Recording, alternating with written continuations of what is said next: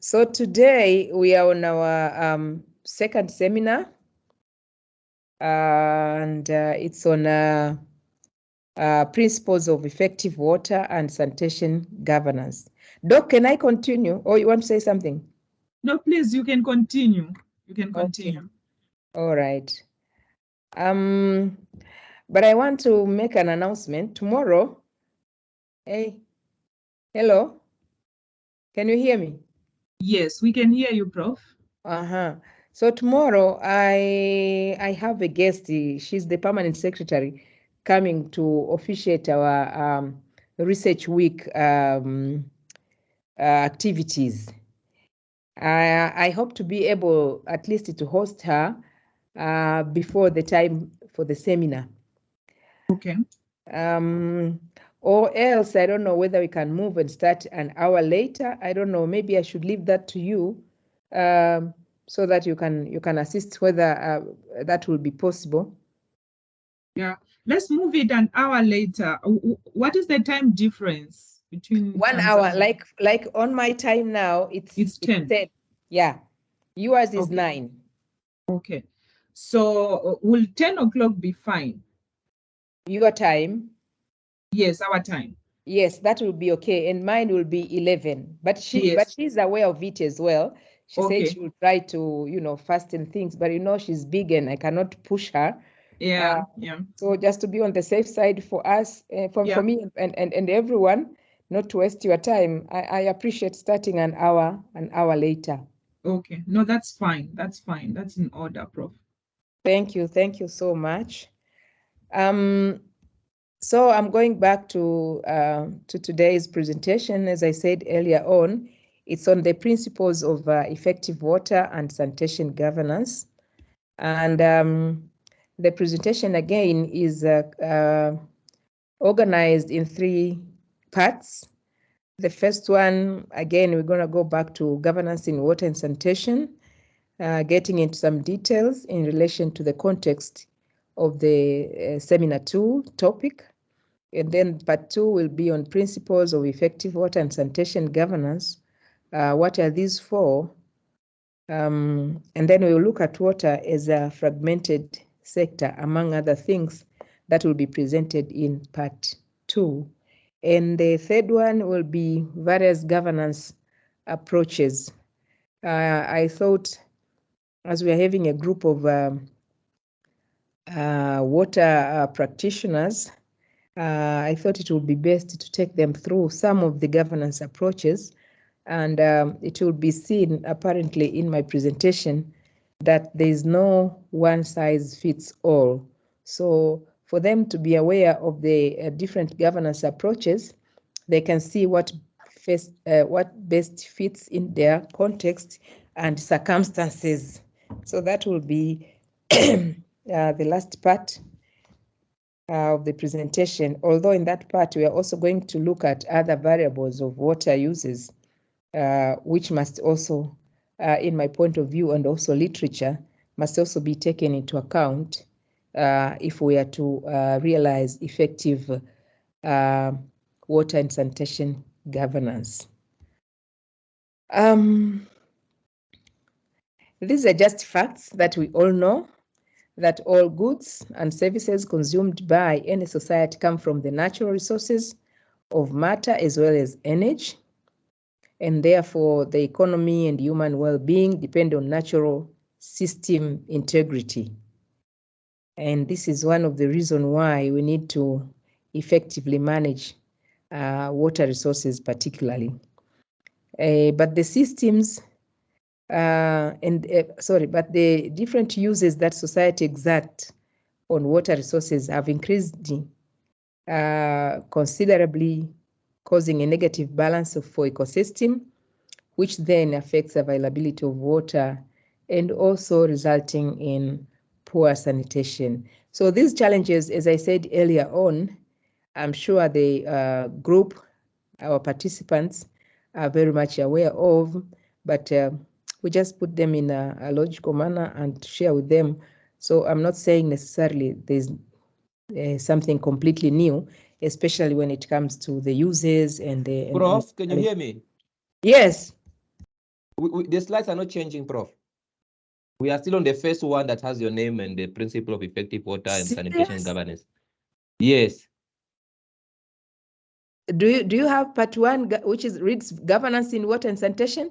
No. We just have web principles with your name there, the first slide, number 1. Oh my God. Okay, let me first stop sharing and then share again. Esther, mwambie Shamte arudi, mbona anapata shida.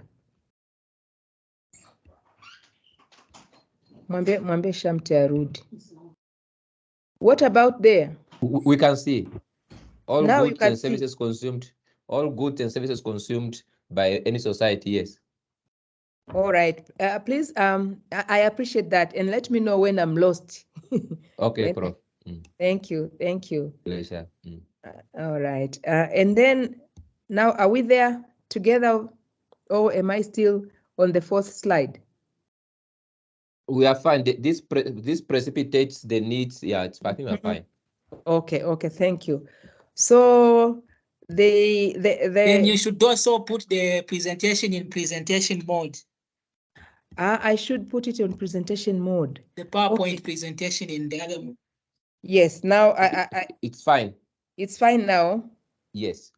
Okay, and I keep moving. This precipitate comes in. Yes, it's working. Thank you very much. I'm learning as well. This is the first time I'm using this mode of online presentation. So we went to this precipitates. What we mean by this is the different uses that our societies exact on natural resources, particularly water. We're saying it precipitates the need to ensure water in terms of quantity and quality for aquatic system as well as life-sustaining systems, and to generate resilience derived from its lack or excess in short periods, that is variations. And also it promotes human and economic development for all the inhabitants of the territory, and therefore effective water governance and sanitation governance is paramount.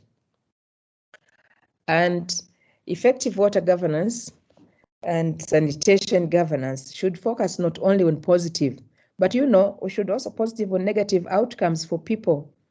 Because when we govern water, or in the course of using water or availability of water, it doesn't necessarily give us only the positive outcomes, but at times we also encounter negative outcomes amongst people. Things like water-related disasters, notably floods, in terms of excess of water, the waterborne diseases that we mentioned yesterday, especially amongst the children. There's also conflict over water access, supply, and/or recreation. All these are matters that we should have in mind as we strive to realize effective governance. But we look at economy, the hydropower production, irrigated agriculture, and economic losses related to disaster. These are all matters that we should have them on board, or we should include those in the equation of effective water governance and effective governance for sanitation. The environment also, as I mentioned earlier, especially the health ecosystem. There is also spatial extent of wetlands and estuaries, biodiversity, and water quality. All these are influenced by water resources management, and therefore, as water practitioners in the region, as water specialists in the region, I thought I should bring to our attention some of these variables that we may easily forget.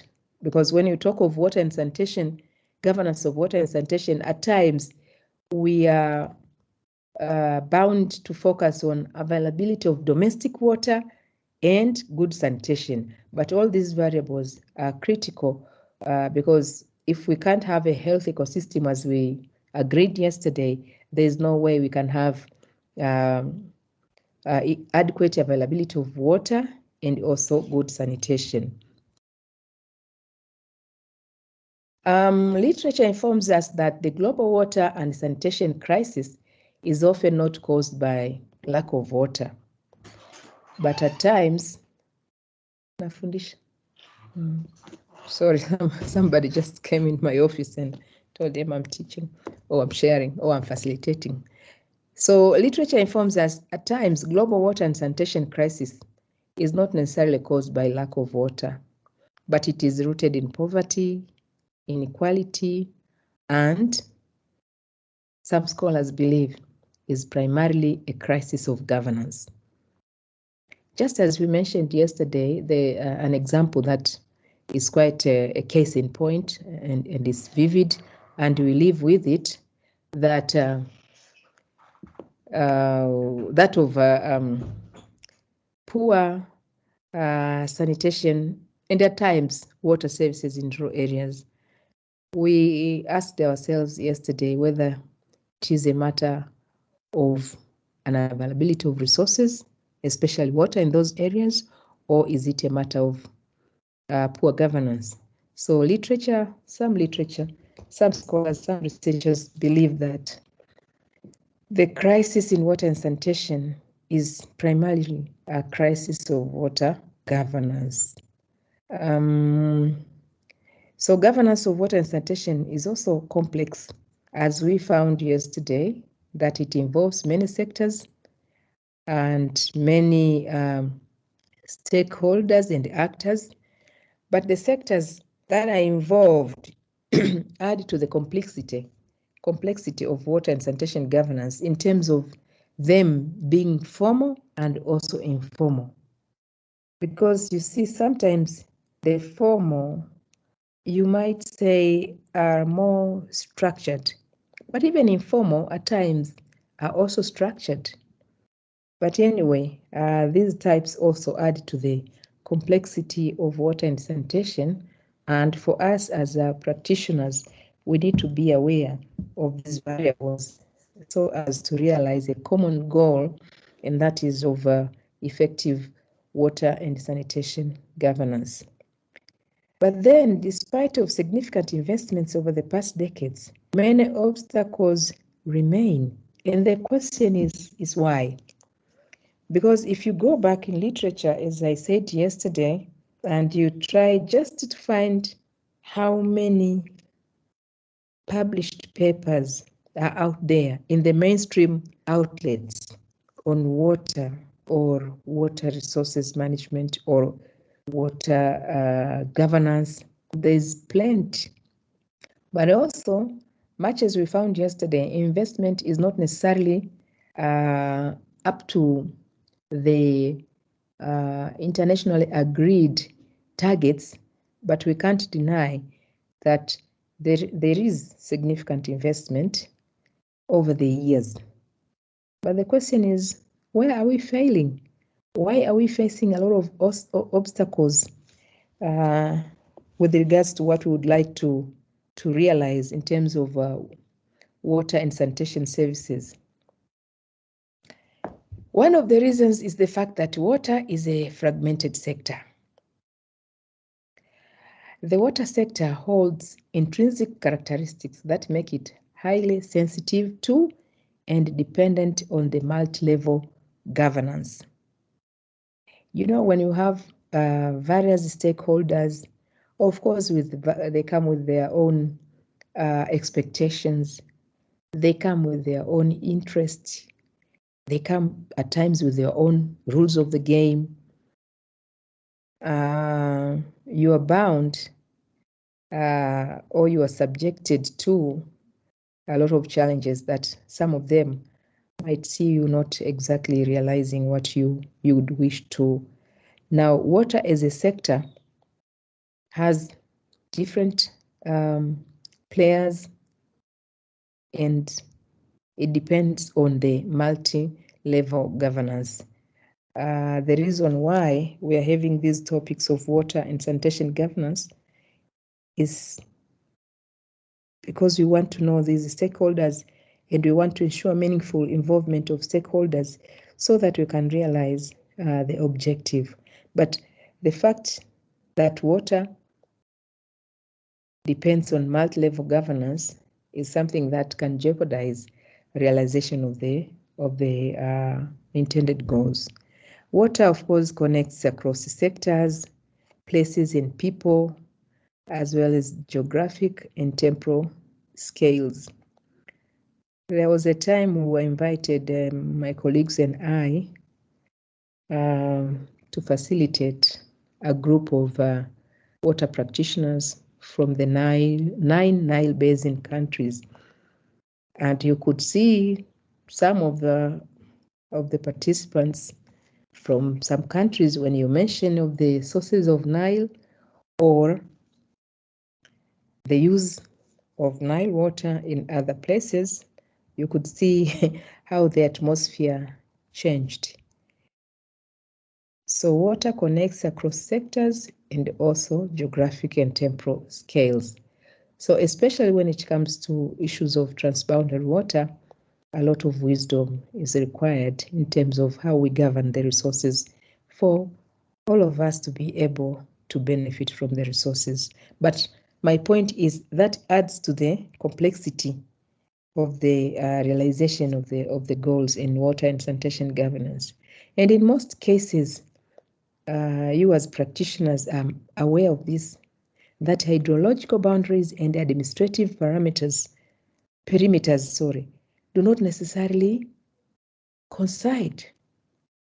So this again adds to the complexity of the water governance, especially water resources management, governance of water resources, because the hydrology and the administrative, they don't necessarily fall along the same line. So all these are factors that we must be aware of when we apply different types of governance modes in order for us to, as I keep saying, realize intended objectives.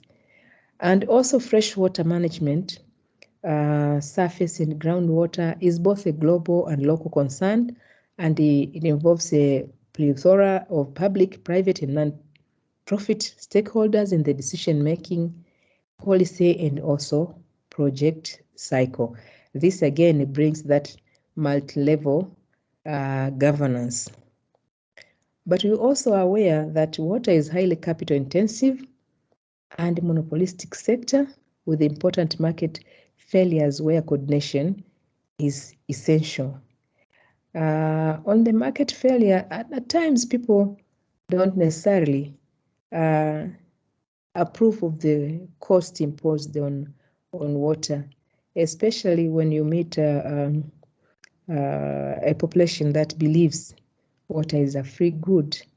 So, and at times, I don't know whether we specialists in the market are able to adequately and meaningfully communicate the pricing or marketing aspect of pricing, rather, part of or economic part of water. So all these variables add to the complexity of water governance.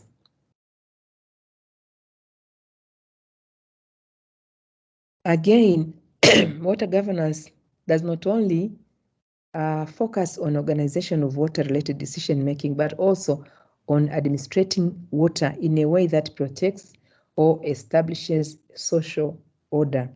Because it will be a failure in terms of us realizing effective water and governance if we are not able to ensure there is social order based on what we are implementing.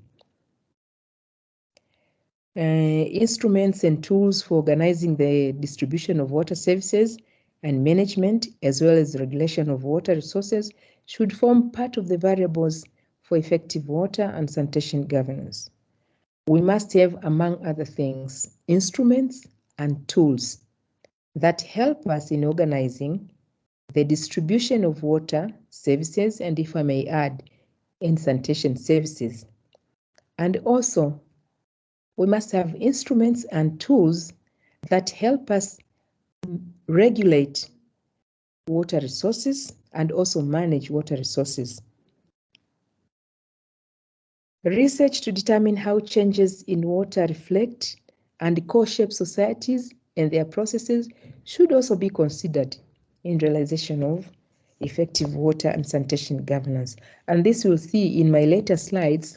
Research forms part of the evaluation, because from my point of view, it's not very okay to have, even if a governance mode is working, but if you don't evaluate, if you don't conduct research to determine various changes that can help you adjust accordingly, the very mode that works now might actually fail later, given the fact that variables involved in the water and sanitation governance equation are dynamic, they are not static. So we need to have research on board for us to be able to realize effective water and sanitation governance. Governance gaps attributed to ineffective water and sanitation systems. This is from the literature. For instance, the OECD provided evidence on the main gaps hindering water and sanitation governance systems, design and implementation, and suggests a set of good practices for overcoming them. Now, this again emphasizes on the importance of research, because you can't identify gaps if you don't engage in research that will inform you in terms of evaluating what you are implementing. And the OECD stipulates a multi-level governance framework. They call it Mind the Gap or Bridge the Gap. Mind the Gap, Bridge the Gaps.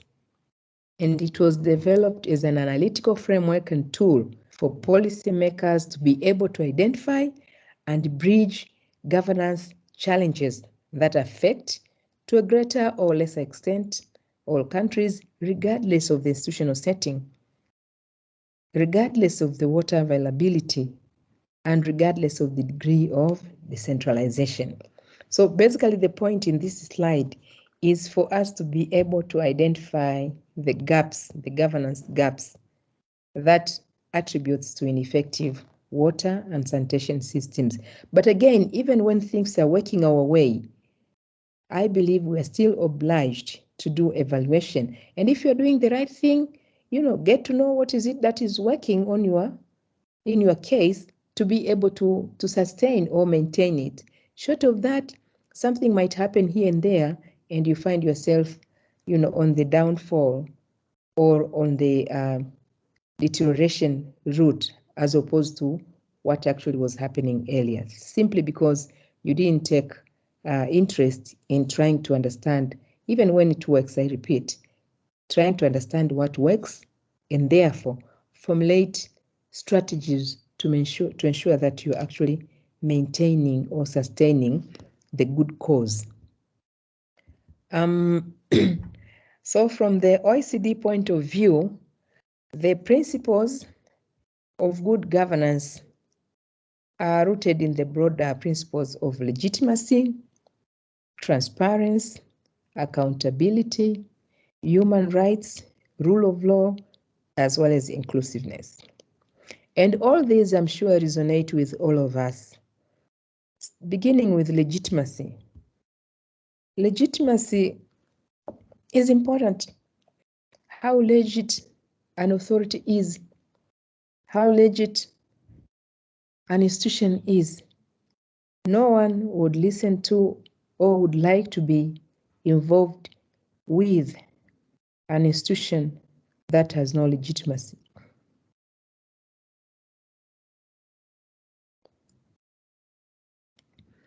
And as we go into communities, societies, basins, from our institution and from the institutional point of view, we are legitimate. On the onset, we are legitimate. But legitimacy has to be worked on to ensure actually it's maintained. If one sort of do what is not expected, then they lose legitimacy. Legitimacy is more or less like trust Once lost, it takes a lot to build it. So legitimacy is one of the principles of good governance. Transparency, this we talked a lot about yesterday, and we even looked at the benefits of transparency.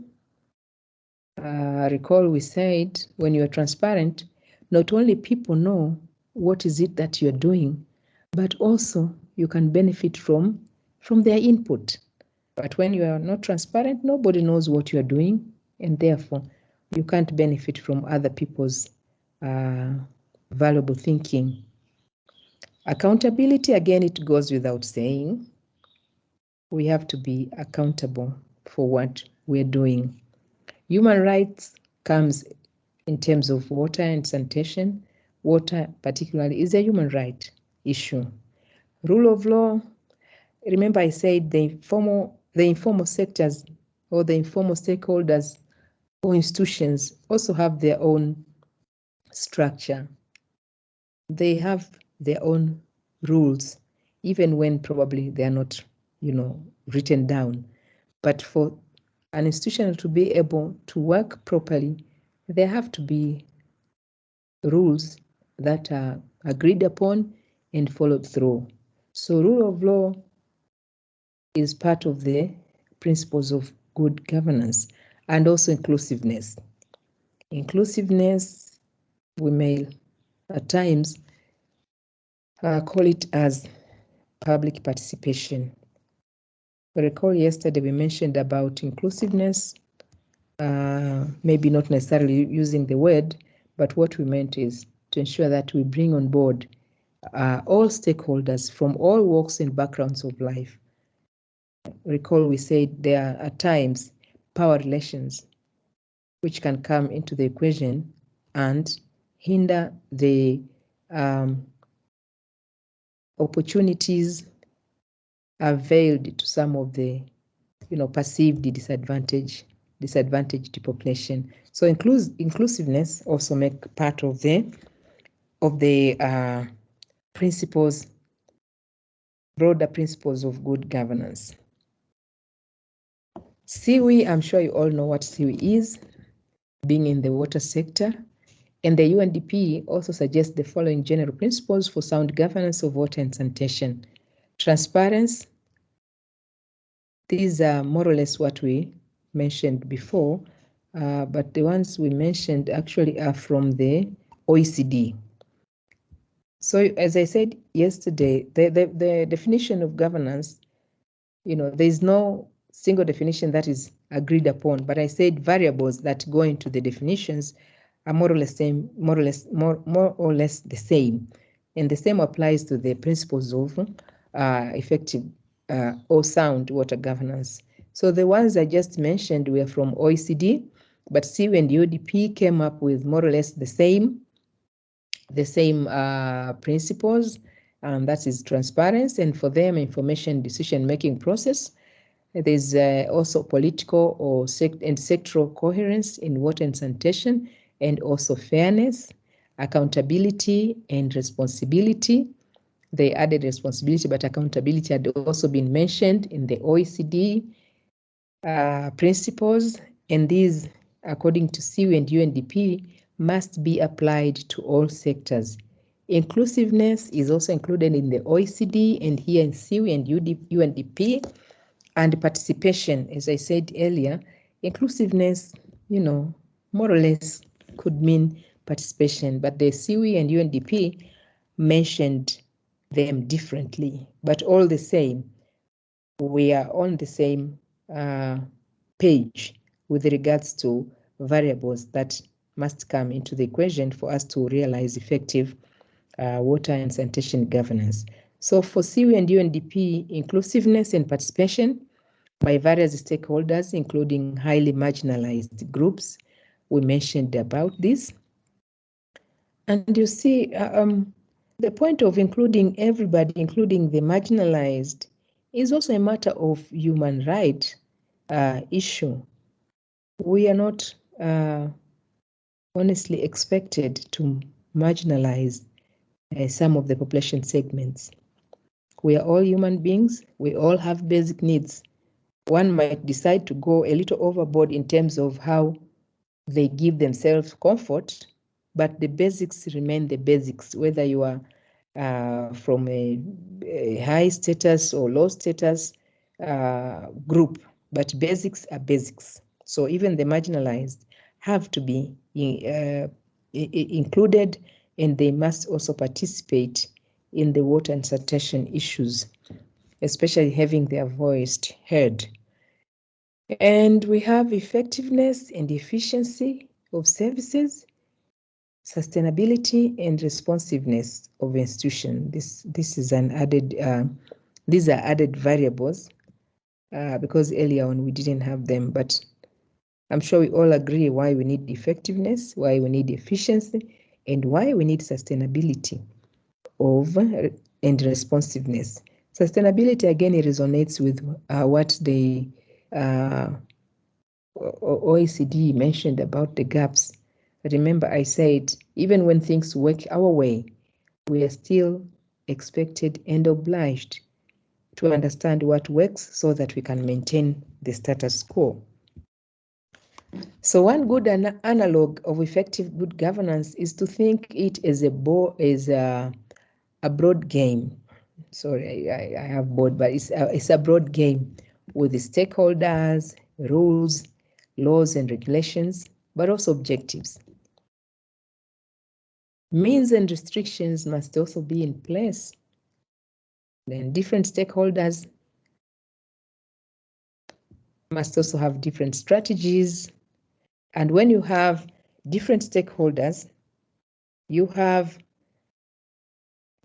different strategies based on different stakeholders. You have voices from different stakeholders. Then a proper coordination is called for. Short of that, you can't realize anything you wish to. As we said earlier on, it's a multi-staged issue in terms of governance, bringing in various actors. They come with their own expectations. They come with their own, rules at times.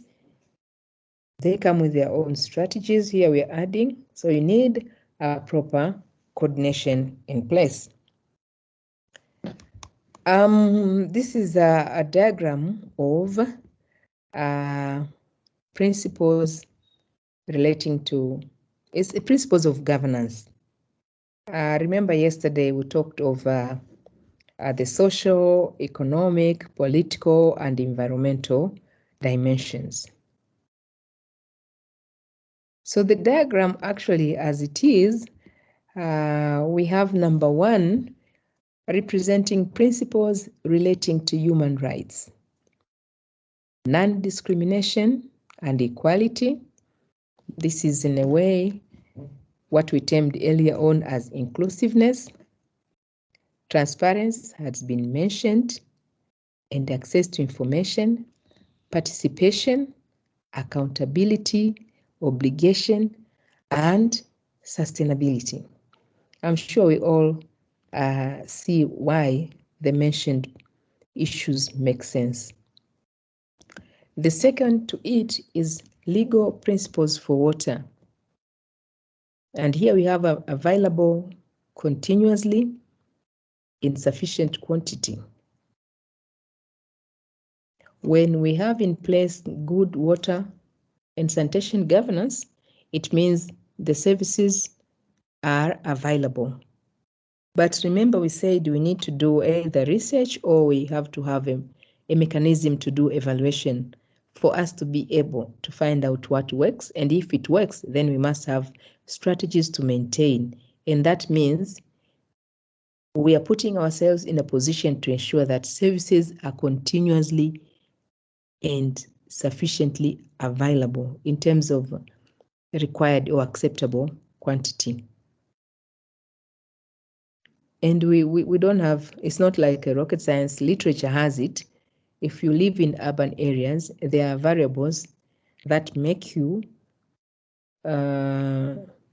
entitled to certain liters of water in a day, and you live in rural areas, you have different uses. there are also variables which have made it possible for scholars, scientists to come up with the quantity of water you're expected to have per day, just as a minimum.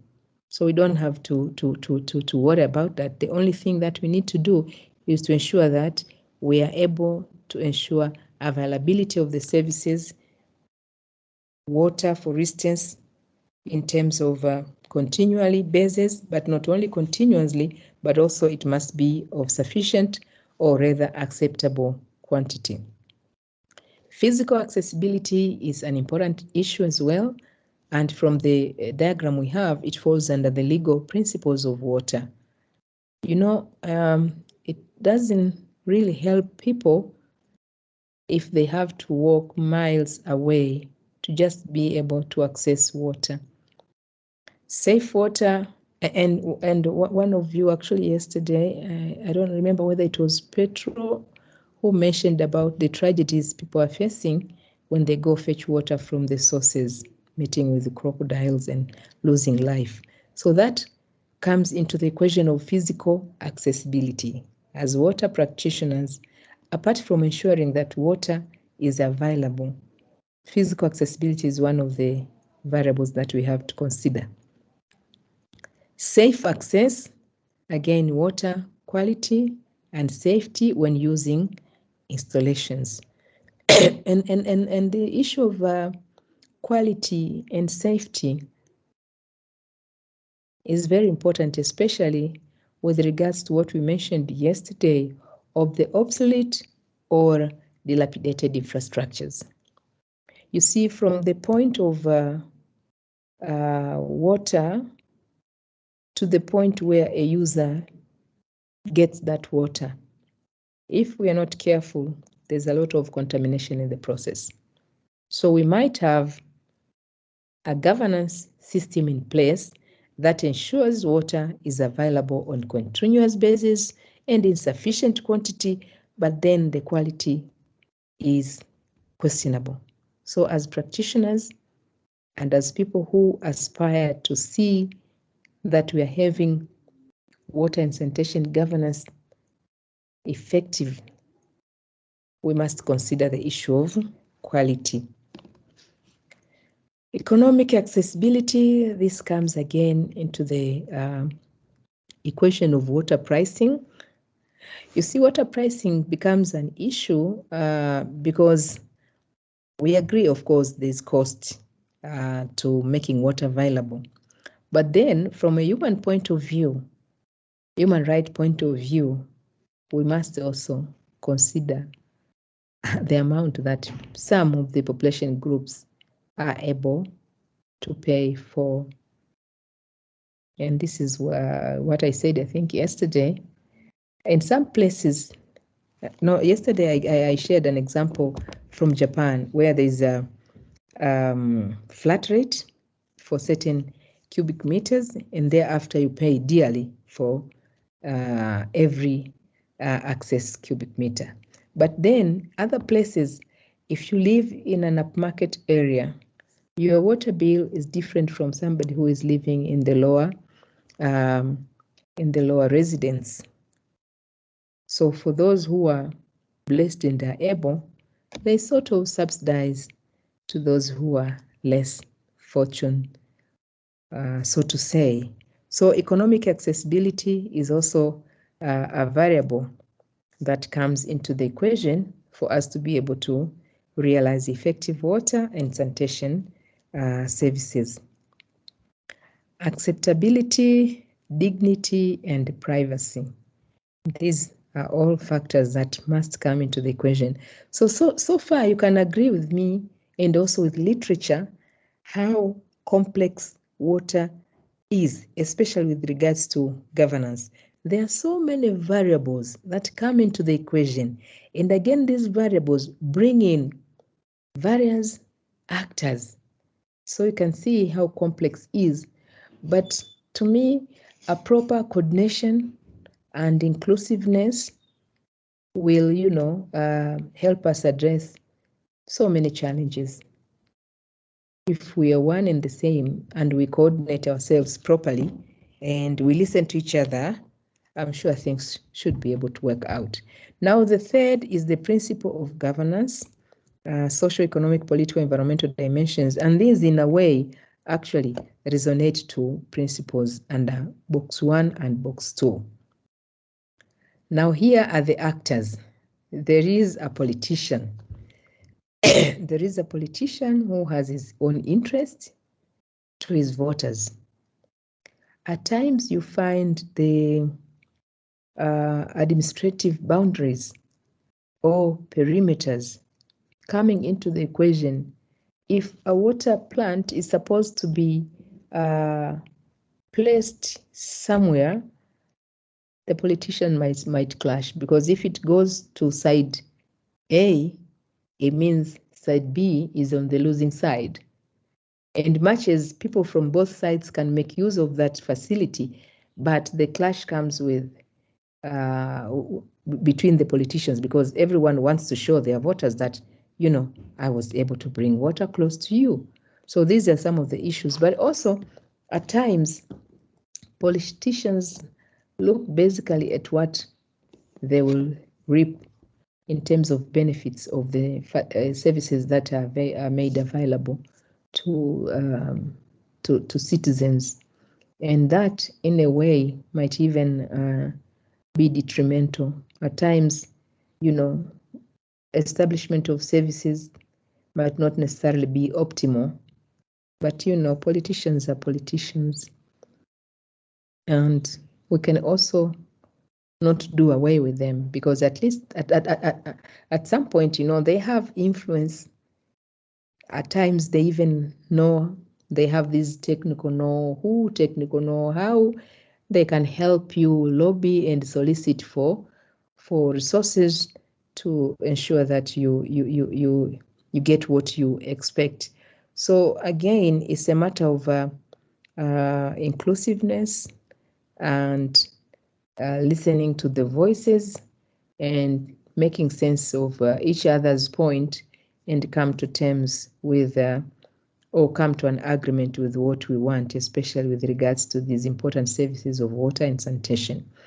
And then we have service operator, delegatee, NGO, private or public operators, municipal services, etc. Now, the figure here to me is funny. Somebody with hands up, I don't know whether this person is giving up because there's so much on their plate, and with regards to, you know, various actors coming into the play, into the equation. But in any case, we also have to work with that group of service operators. And then you have citizens, user, client, and beneficiaries. On top, at the right hand, we have legislation and policies. At times, some of them are actually contrary to each other. We have budget and planning. These are issues which are also important with regards to realization of effective water and sanitation governance, because having plans without proper budget is not good. And planning must also take into account the number of people and probably the estimates in some years to come, because again, from a planning point of view, it doesn't make much sense to put up a system to simply save the current population, the population of 2023. A rule of thumb is to have an estimate for the 5, 10, 15 years where possible, but not just for the current population. And then there's an issue of deployment, maintenance, pricing, information, and accountability. These are actually the legislation and policies, budget and planning have to do, according to the diagram, with the politicians. And the rest, deployment, maintenance, pricing, information, and accountability, these have to do with the service operators. And participation and payment is to the citizens. user, clients, and beneficiaries. Literature also informs us of the many forms of governance, and different forms of governance actually has different effectiveness.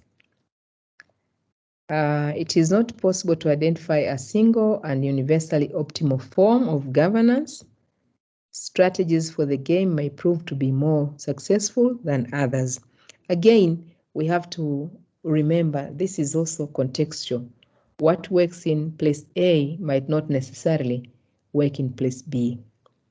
Governance is not an end in itself. We talked about it yesterday, but it provides the tools to reach a final objective, and that is of guaranteeing people's rights and access to water and sanitation. And as the first bulletin say, there are many forms of governance.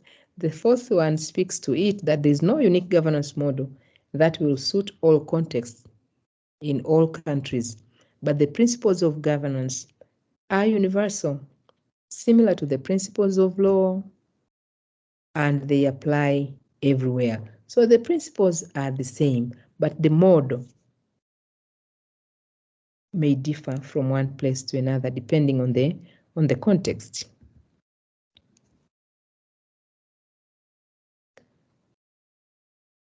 This one I presented already, multi-level, multi-stakeholder governance, and includes a range of stakeholders.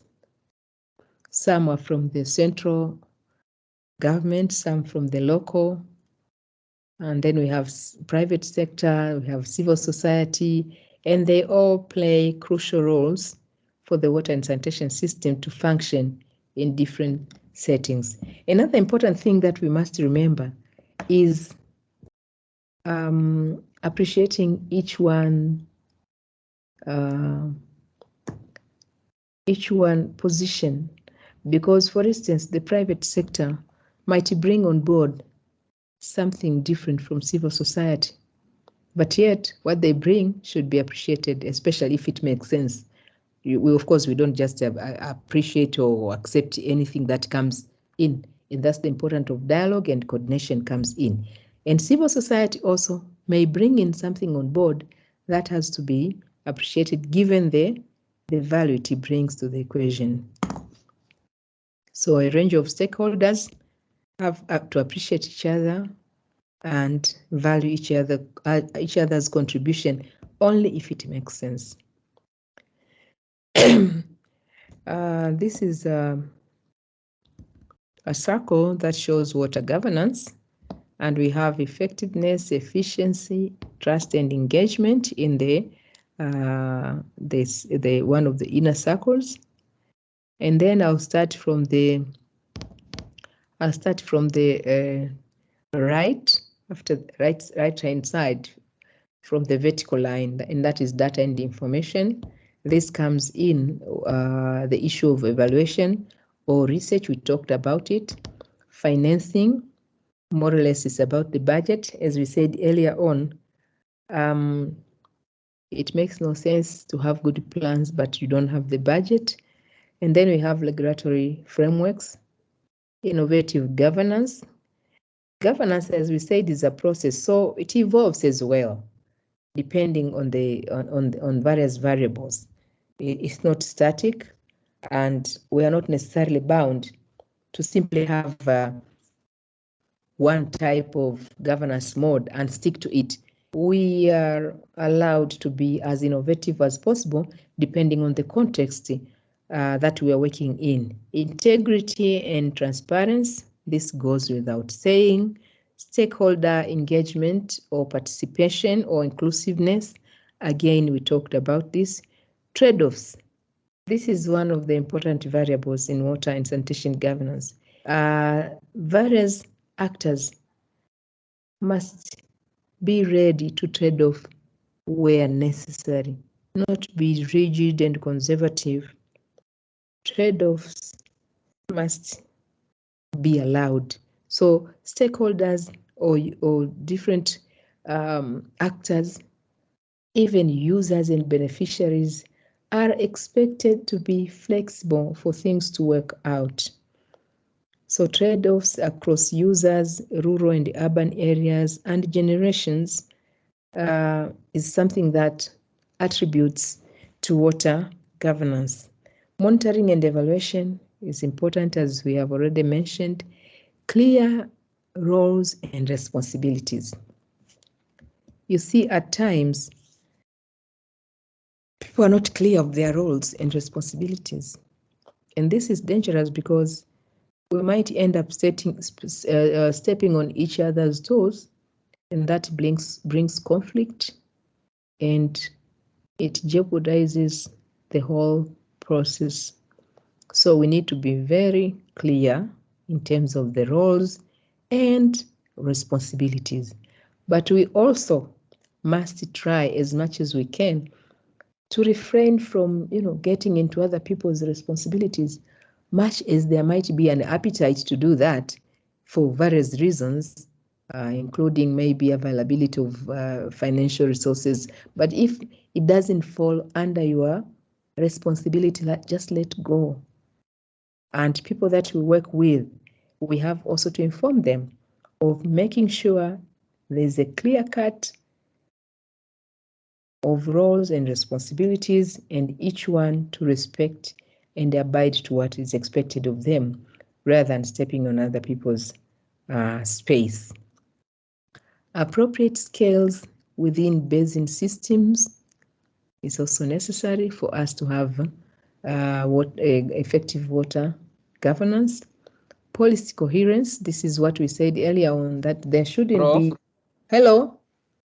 Sorry, Prof. You have a hand from Tafila. A hand? Yes, Oh. Tafila has a hand up. Oh, okay.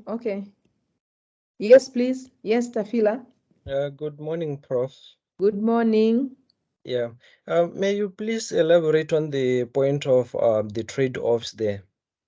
Oh, okay. Thank you. I will do that. Trade-offs means I'll give an example of the Nile Basin, where there is this source of Nile River. The water users at the point of the source must be able to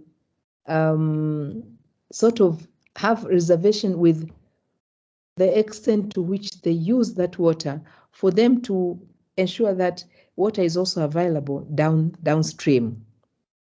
Does that make sense, at least for one example? Trade-off means you being able to let go some of the benefits, I would say, or extent to which you might be using a particular resource, just to allow the other person to be able to use as well. Trade-off means you have a list of probably what you would wish to have, but then there's another person who also have more or less the same needs. So you having probably a lot is expected to sort of let go some of them, but also the other person might also need to share with you something. So trade-off is like, I give you this, you give me this, something like that. So in water, in the context of water, I would say trade-offs are in the context of ensuring that we all are getting what the meal that we expect or that we can live with, instead of being adamant to ensure that we have it all and others are actually suffering. But it's open if anyone have any suggestion or any idea. But basically, what I would say is in that regard. But I would like to hear from others, because trade-off is like exchange, especially in the part of sort of you compromise, and not, as I said, being conservative and adamant to have it all. You compromise so that others are also able to get the benefits. But it's open. Anyone can chip in Sorry from to the interrupt. Yes. Yeah. Based on that, well, we know that water is a fundamental resource for, sustaining at least the basic human need, and also maybe a source of development. How is one possibly just going to willingly trade off that to say, okay, people from the downstream could benefit? Does it mean that those who are on the advantage are having abundance of such resource? Maybe would we consider those trade-offs to be equity kind of thing, rather than just saying maybe it's a trade-off? Because for equity, you'd say, I might need this, but somebody on the downstream might need more because maybe the environmental needs and water needs are beyond what they actually have at the headwaters.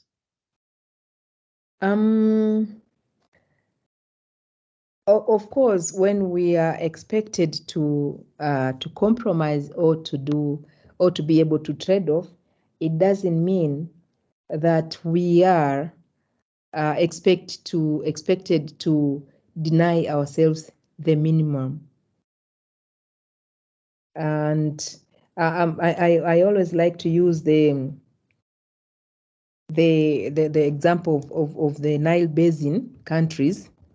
If the upstream able to sort of compromise or trade off, the downstream people wouldn't get enough water for their use. But also, if you look at water issues in terms of trade-off, for instance, we are even now as we live, we are also trading off or compromising. For instance, we are saving potential water for future uses, like remember the Brundtland Commission.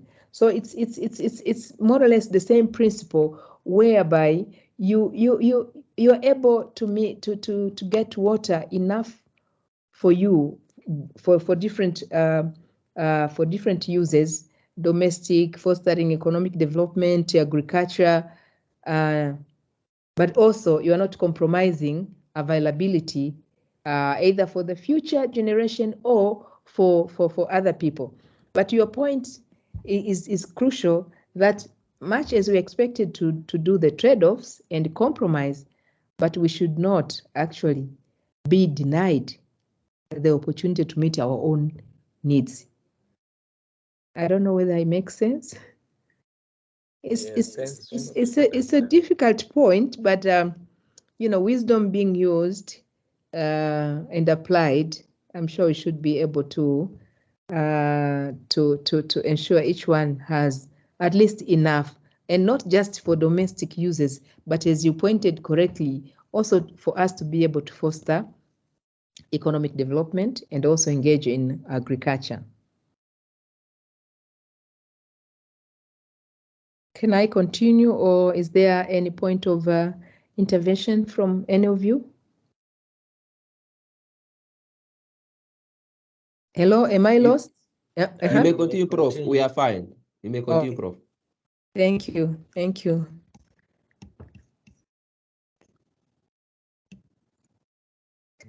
We were at which point now? The scales, appropriate scales, we talked about it within the basin system. Policy coherence, we talked about it. It's a challenge when you have policies contradicting each other. And remember, water issue brings in different actors and sectors. So each sector, for instance, two sectors have policies which guide them, but these policies don't speak to each other. It can jeopardize the whole process. And then there's capacity. At times we might, think people are not able to deliver up to what is expected of them, but the issue of capacity has to be considered. You give me a task, you never considered my capacity, and I don't deliver up to your expectation, and you look at me as a failure. But there was a variable that you never considered. So capacity in terms of knowledge and skills, but also capacity in terms of human resource, like what we said yesterday. Now, data, I started with data and information, and I equated it to research and monitoring. Of course, you can't do research and monitoring and evaluation if you don't have data, but I think I might elaborate more on data and information. We must have data across time and information that will enable us draw conclusion or maybe draw a trend with regards to the services that we offer. So the variables that we just discussed are grouped into the main dimensions that are effectiveness, efficiency, and trust and engagement. Governance, of course, must be effective, and by effective, literature informs defining clear, sustainable water policy goals, implementing them, and meeting expected targets. And within the effectiveness, there are principles, main principles. For instance, clearly allocated and distinct roles and responsibilities for water policy making, policy implementation, operational management, and regulation, and to foster coordination across these responsible authorities. We talked about this, having a clear cut with regards to roles and responsibilities, but also effectiveness considers encouraging policy coherence through effective cross-sectoral coordination. We talked about it, trying not to have contradictory policies. And the slides reads, especially between policies for water and the environment, for instance, policies for water and health, policies for water and energy, policies for water and agriculture, policies for water and industry, spatial planning, and land use. And the level of capacity of responsible authorities to the complexity of water challenges are to be met, and to the set of competencies required to carry out their duties must be known. And if need be, there should be capacity building initiatives. Why? The reason I mentioned before, at times we might think people are not able to deliver up to what is expected of them, but simply because the capacity was low and not because people are simply not able to do that. So this has to be taken into account for us as practitioners. And then the reasons we should have effective water and sanitation governance, by now we must be aware of it. One of the reasons is to be able to cope with the current situation and that of the future. And we all know that water governance can greatly contribute to design and implementation of policies in a shared responsibility across different levels of government, civil society, business, and the broader range of other stakeholders who have an important role to play. And this brings again the point I mentioned on the point of appreciating each other's role and contribution alongside with policymakers to reap the economic, social, and environmental benefits of the water governance. So the principles of effective water governance have the potential to contribute to tangible, not just... Prof? Yes, please. Sorry, it seems like the slides are no longer changing. We are still at the circle that have effectiveness, water governance. It seems like we are not moving anywhere. You are there? Yes. I was asking others, and there's a response. There's also no. What about now? Is there any change? We are at slide number 17. 17. Now, nothing. Nothing. I don't know about others, but somebody said no. So from what the question I posted, we're 17. Should I Start sharing again. Okay, let Yeah. me stop sharing and try to share again. Okay, Prof. Let's try and share. And screen. Go there. Yes, we can see. Now we're together. Yes, it's fine now. Slide 18. Okay, thank you. All right. This technology is good, but at times it can be challenging. Anyway, so after 17, I presented on 18, and basically I repeated what is found in the diagram, that the principles are categorized into the three dimensions of effectiveness, efficiency, trust, and engagement. Are we all of us on the 19? Yeah, I'm in 19 years. Okay. And we said governance must be effective if there's a clear, sustainable water policy goals and implementing them and meeting expected targets so effectiveness has some principles. For instance, the clear allocated distinct roles and responsibilities, this we talked about, and encourage policy coherence.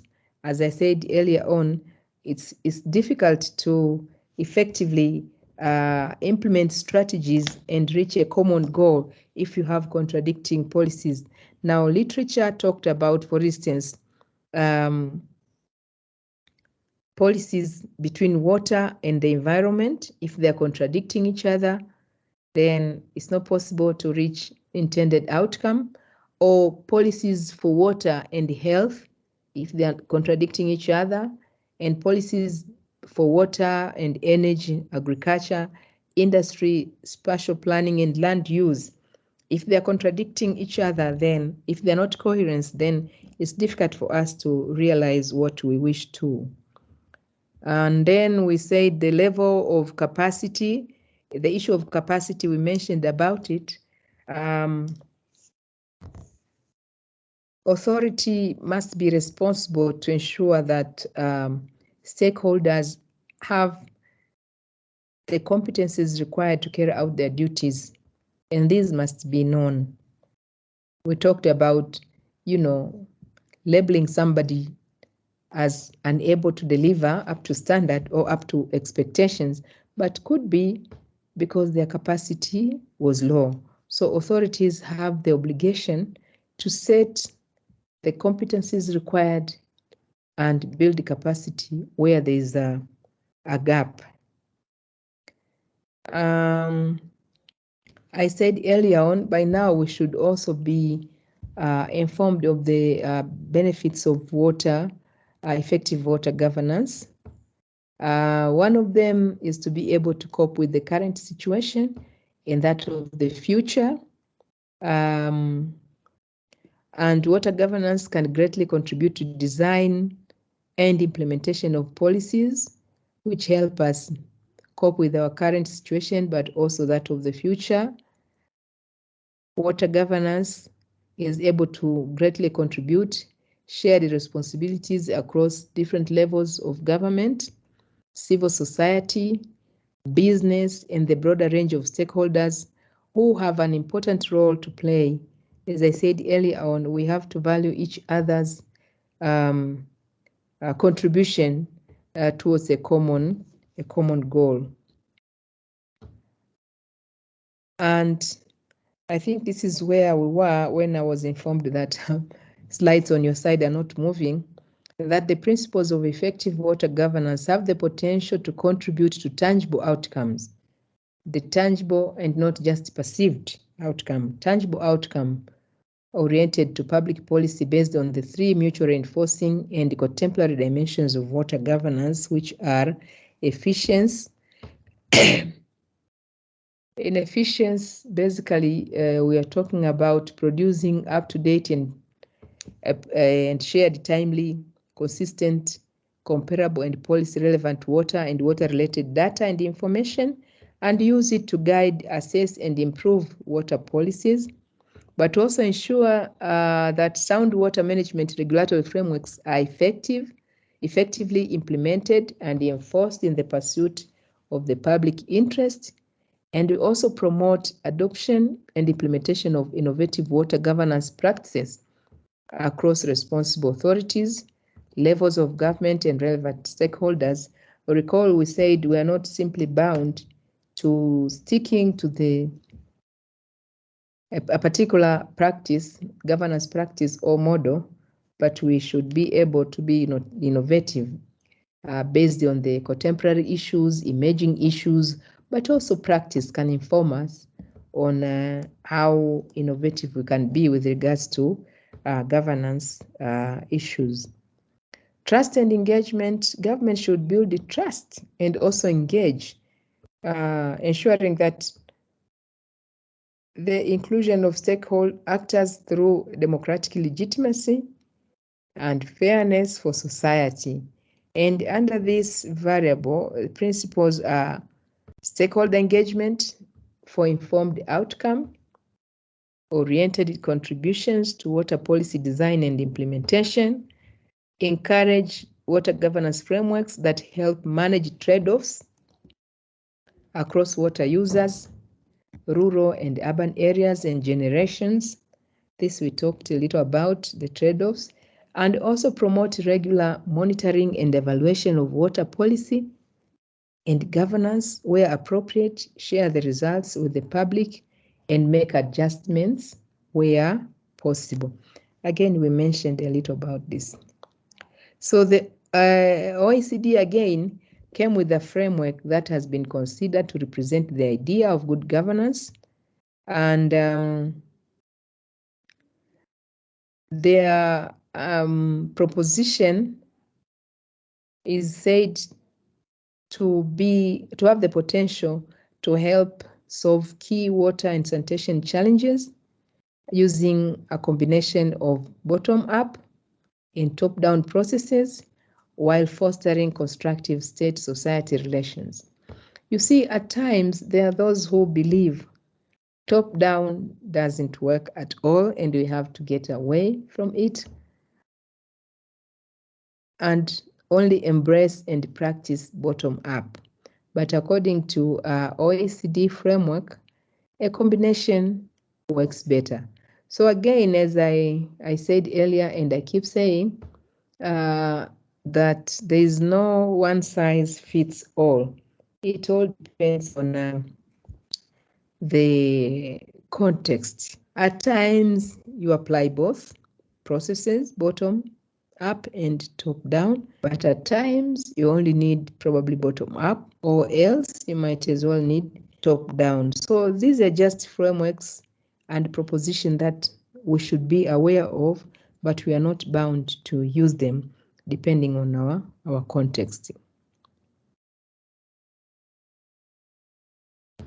Multi-level governance framework, I talked about it briefly on the gaps.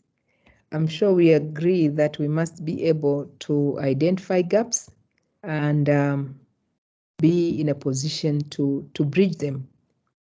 So the diagram shows us a multi-level approach from OECD, where you have the multi-level governance gaps, starting with, say, the policy gap, accountability gap. The policy gap in our context could be, a lack of coherence policies, or a gap in the sense of a gap. Some of the issues could be of policy matters. And what I mean here is that at times, if something is not developed into a policy, it might not be implemented. So that could be one of the gaps that we might be able to identify. If in our practice we find things not moving in a particular area, we may recommend that actually this seems to be a policy matter. In the absence of policy, this cannot be realized. So that gap can be filled based on the practice and experience and the analysis. Accountability gap can also be identified, how accountable are stakeholders. If there's a gap, it should be communicated. Funding gap, this one we saw yesterday in yesterday's seminar. Funding is a challenge to realization of effective water and sanitation systems in place, and we agreed from literature that it does not only happen in our countries, but even at the international level, the international community is not necessarily able to meet the agreed upon or promised investment in terms especially of sanitation. So the funding gap should be identified and see how best it can be closed. The capacity gap, we talked about it. It's about,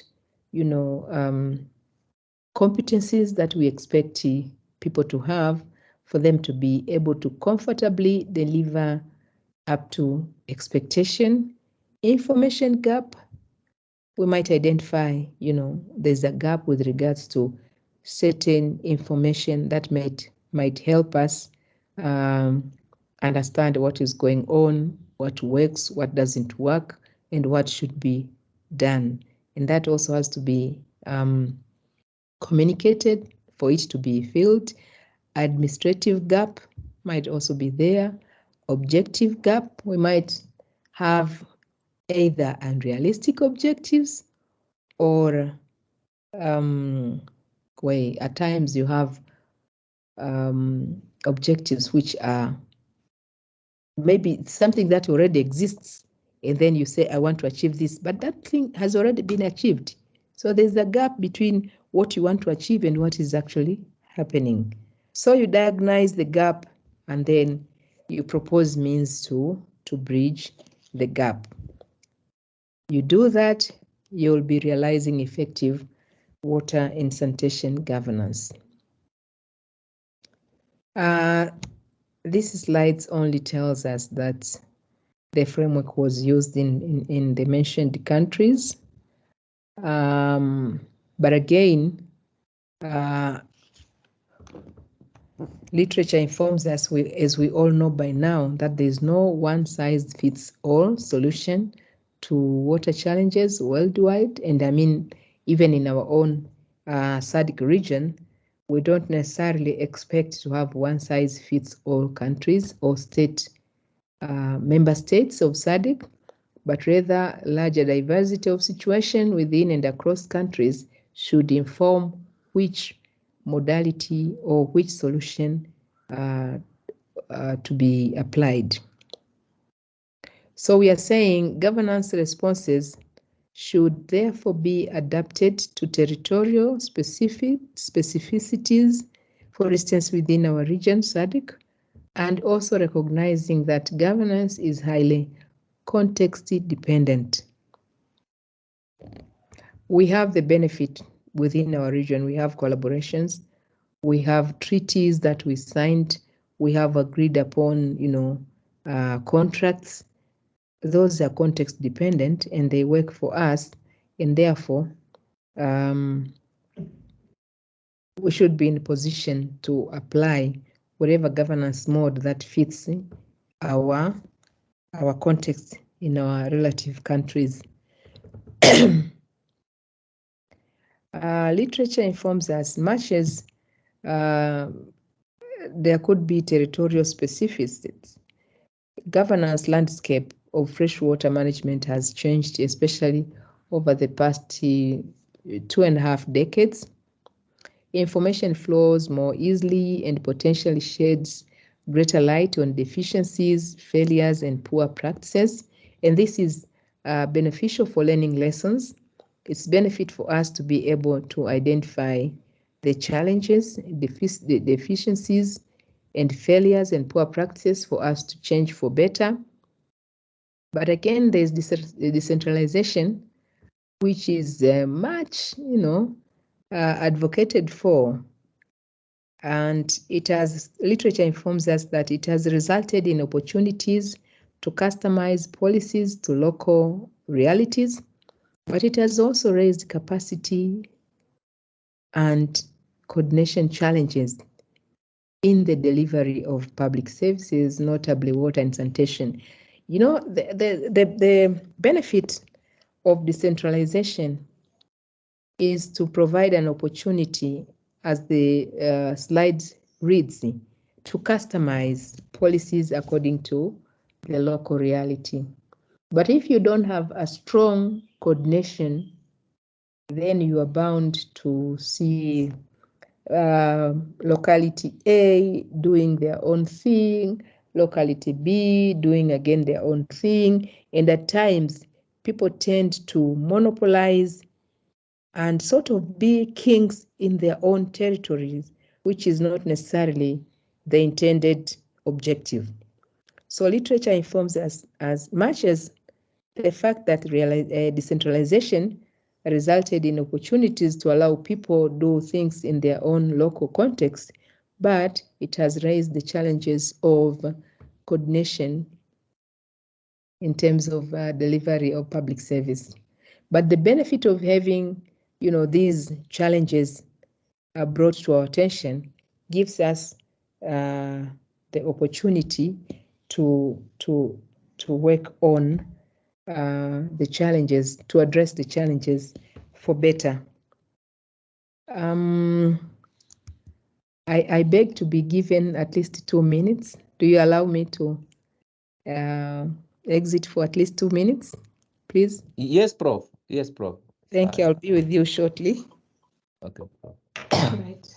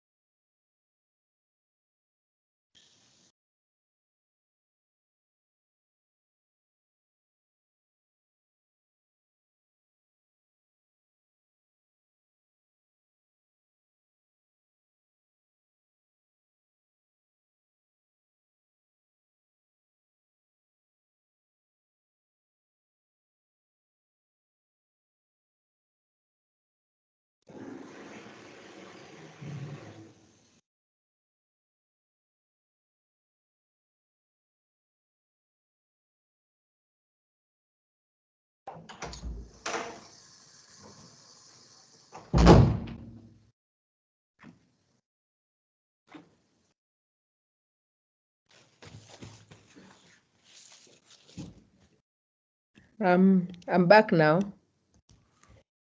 Hello. Here, Prof. Okay. Hello, Prof. Thank you.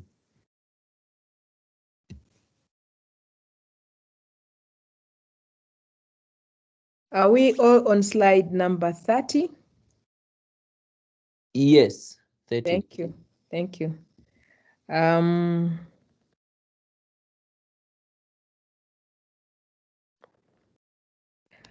Again, we are told there's now an enhanced recognition that bottom-up and inclusiveness decision-making is key to effective water and sanitation governance. But again, I said earlier on, from the OECD's experience, a blend of bottom-up and top-down works, but I'm sure we now agree that depends on the context and situation. You may use both bottom up and top down, but otherwise, as I said earlier on, bottom up is mostly being advocated, but we are not bound to apply this simply because it's widely advocated. It all depends on our circumstances. Also, a number of legal frameworks have triggered major evolution in water and sanitation governance. The legal issues are coming up from different stakeholders based on what they find necessary to be in place and what they find necessary to be legally binding. These things are evolving. You might find what is expected by a certain place to be legally binding now was not necessarily to be legally binding maybe some years ago. So these things are evolving, and as I said earlier on, they are dynamic, they are not static. So they are bound to change from time to time. Some of the things that actually bring into the realized changes is the application of the concept of IWRM in the context of governance. Literature informs us that this has brought uneven results within countries and across countries, and requires operationalization frameworks that consider the short, medium, and long term in a consistent and sustainable manner. Actually, I forgot, but I must now mention that whatever governance mode we apply, at times it's important to categorize what we want to realize within short, medium, and also long term. And these oriented expected results based on the time frame depends on the challenges at hand. If we are having challenges of water services availability, we need to sort it out in a short period of time, as opposed to, for instance, having challenge to how we manage our water resources in a certain context or locality. We might need to have strategies for long-term management, which will allow rather long-term sustainability of the water resources. So much as we are now aware of what variables to have in the equation of ensuring we have an effective water and sanitation governance in place, but also we must consider what is it that we need to realize within short, medium, and long term. So in light of the implementation challenges, especially with regards to our popular IWRM approach, principles seek to assist governments at all levels to strengthen water governance to fit for current and future water challenges. You see, if we are not aware of especially the future needs, as of now, we don't have any, at least I don't know of any water conflicts within our region, because we are on the same page, we work together very smoothly. But if we are not going to be careful, who knows, we might bring challenges for the future generations. So that's why we are saying this principle actually assists government to deal or strengthen water governance now, but also for future. Do I have this one again? Didn't I say what? Anyway, part 2 is principles, again, of effective water and sanitation. What for is like why. We talked about the broader principles we are all aware of now. They are on your screen. And we are all aware that water governance is not an end in itself, but a means. And the water governance cycle from one of the literature, again, basically summarizes what we have already mentioned about. You have water governance in the middle. You have formulation of policies and strategies. We have implementation. When you implement, you should also monitor, and then you have to evaluate. And you have principles, actions, and also you must have indicators. And then you assess the gaps. From the gaps, you may come up with new instruments for improvements, and you close the gap.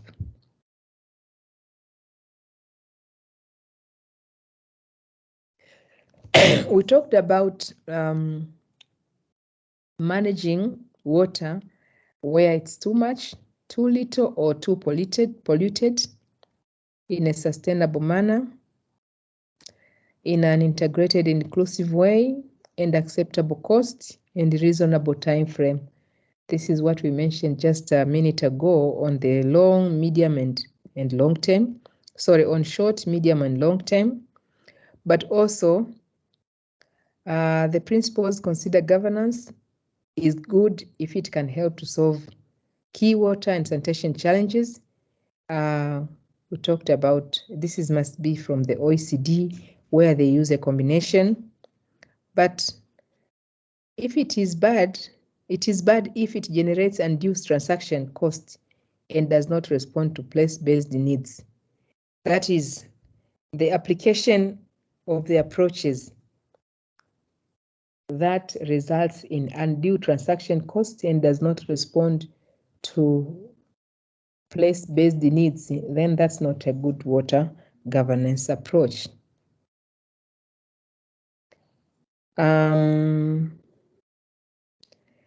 There should be, the principles consider that there should be designed according to challenges they require to address. This is context-based.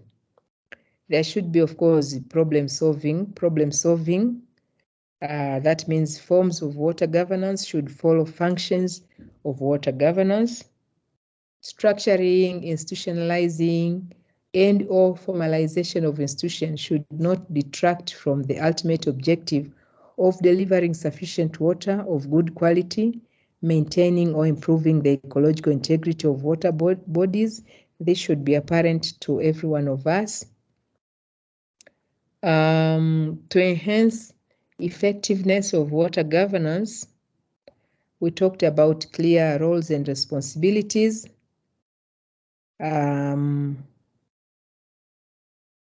Policy implementation and financing, we talked about it. Operational management, especially on service delivery, infrastructure operation, and investment. and on this bulletin, I must mention, as water practitioners, we should try much as we can to have plans for infrastructure operation. Even when something has been newly installed, but not having it in plan, you might end up having an obsolete infrastructure. But it also has to help identify the gaps, overlaps, and conflicts of interest through effective coordination at all levels of government. Those are still the variables for enhancing effective water governance. Appropriate scales within the basin governance. The tools must respond to long-term environmental, economic, and social objectives with the view of making the best use of water resources through risky prevention and integrated water resources management. But it should also encourage sound hydrological cycle management, from capture and distribution of fresh water to the release of wastewater and return flows. It has also to promote adaptive mitigation strategies, action programs, and measures based on clear and coherent mandates. Again, this emphasizes on avoiding to step on each other's mandate and therefore causing avoidable or unnecessary conflict. Promote multi-level diversification, multi-level cooperation among users, and also enhance riparian cooperation and use of transboundary water resources. And here the issue of trade-off and compromise come into the equation.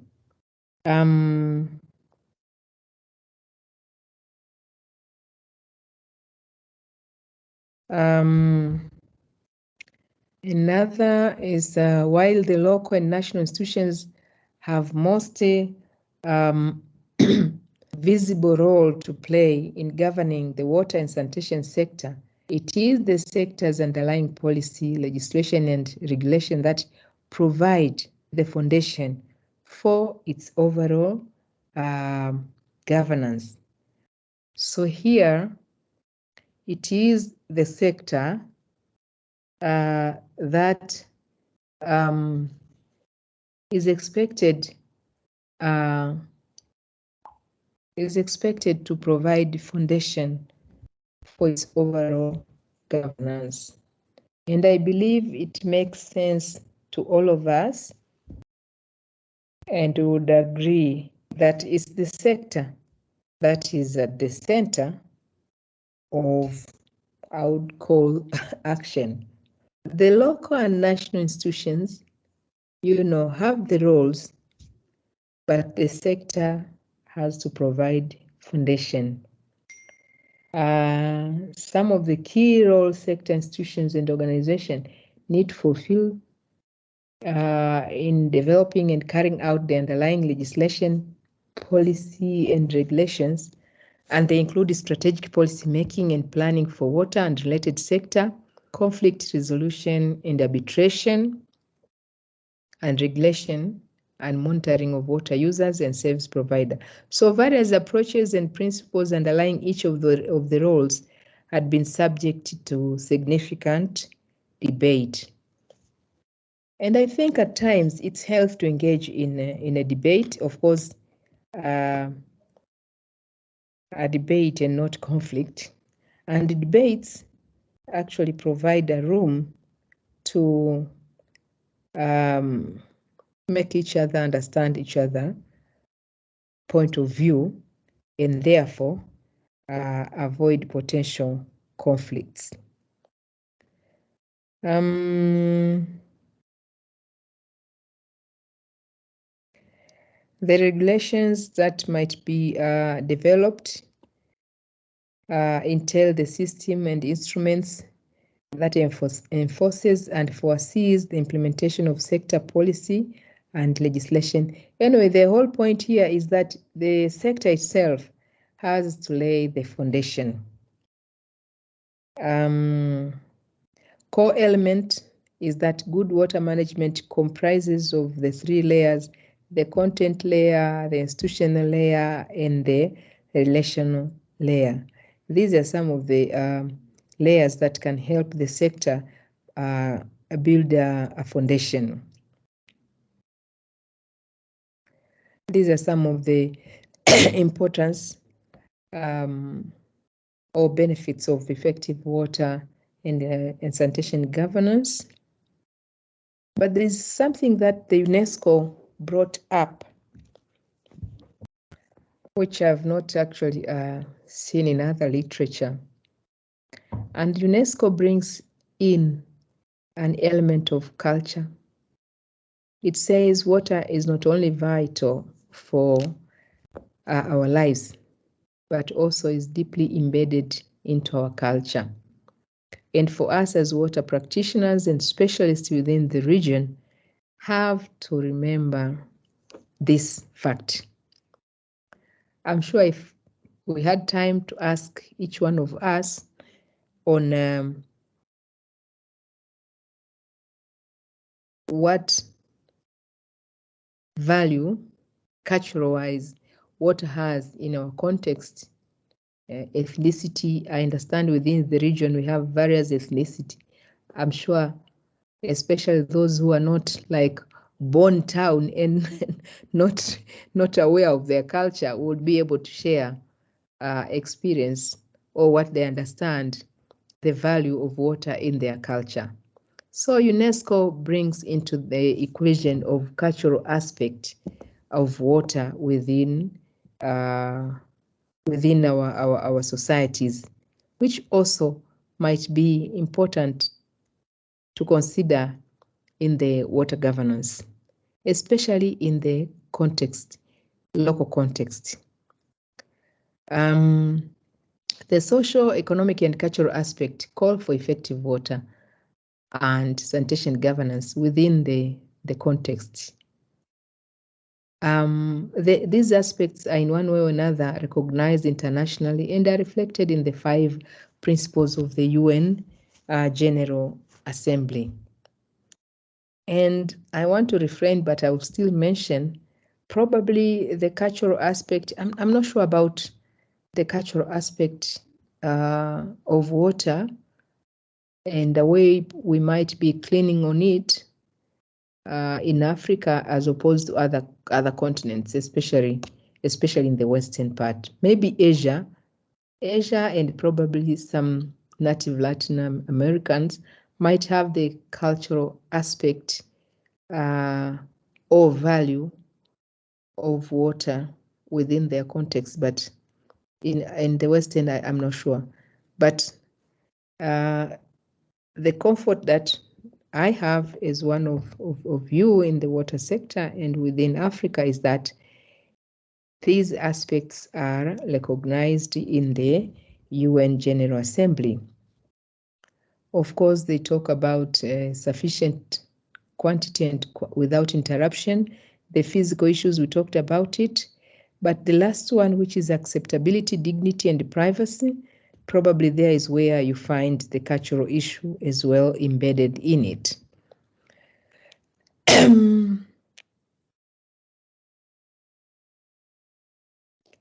And another issue that I want to share with you is the fact that we must acknowledge, and it's widely acknowledged or importantly acknowledged, that water users in various places have had arrangements to regulate access to water for mutual benefits. So as practitioners and especially learned people, we should not be masked from this fact. You go to a local area with your, informed mode of governance in mind. Of course, you will have done maybe your groundwork, and you know this particular model will fit for that place, and then you are masked from the fact that these people already had their own arrangements that had been working for them in terms of regulating access to water for mutual benefits. And from the UNICEF point of view, they also have various cultural values attached to their own modes of regulation of access to water and sanitation. As practitioners, we should be able to appreciate what exists. It might not necessarily work now to a certain extent, given the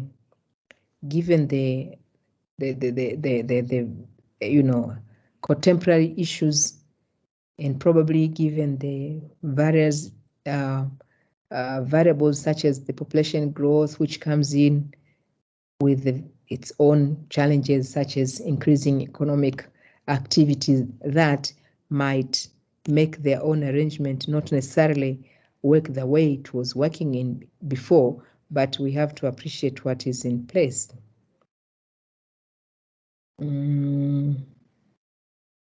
This slide talks of the context again.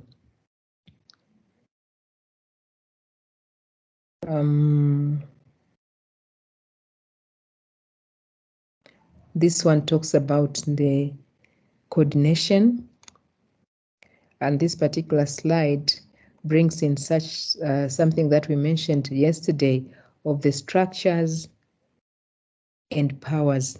Yesterday we talked about power. Power relation is something that we as practitioners in water, specialists in water within the region, have to take on board with regards to the aim of realizing or practicing effective water and sanitation service. Power relation, power balance, power struggle can be realized at different level, institutional level. And when you talk of institution, we don't mean the formal institutions, but we are also looking at household level, village level, count level. All those are institutions, and in reality, power relations exist. So we need to be aware of the structures that are in place and also the power relation at institutional level, political level, and even the social framework.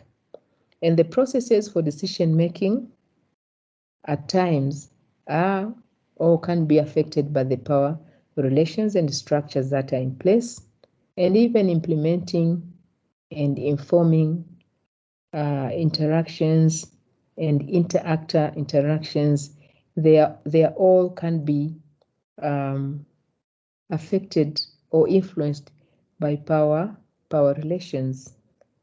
I don't want to mention about the gender issues, but we are all aware of how power struggle and relation play in regards to gender issues. But I mentioned yesterday, not just women that are happen to be at disadvantaged positions, but also, within localities, you find some disadvantaged group, not necessarily women, who are on the lower side of the power and can be affected with regards to how we govern water and water resources and with regards to water service availability. So we have to be aware of those facts, and we have to give due diligence and due weight when it comes to the mode of governance that we propose to have in any particular context.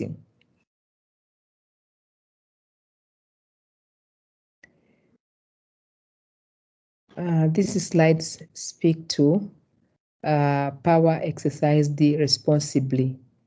If I have power over you, it's sometimes I think it's a natural thing. We are not, a homogeneous group. We are not homogeneous in terms of the power we have, informed by various variables, either money or education or amenities or anything. So we are not expecting that will go in a context where power is uniform. Variables that attributes to power imbalance, or in the scale of power, others being on the high side, others being on the low, those will always be there in our societies, and we can't change. It's just a fact.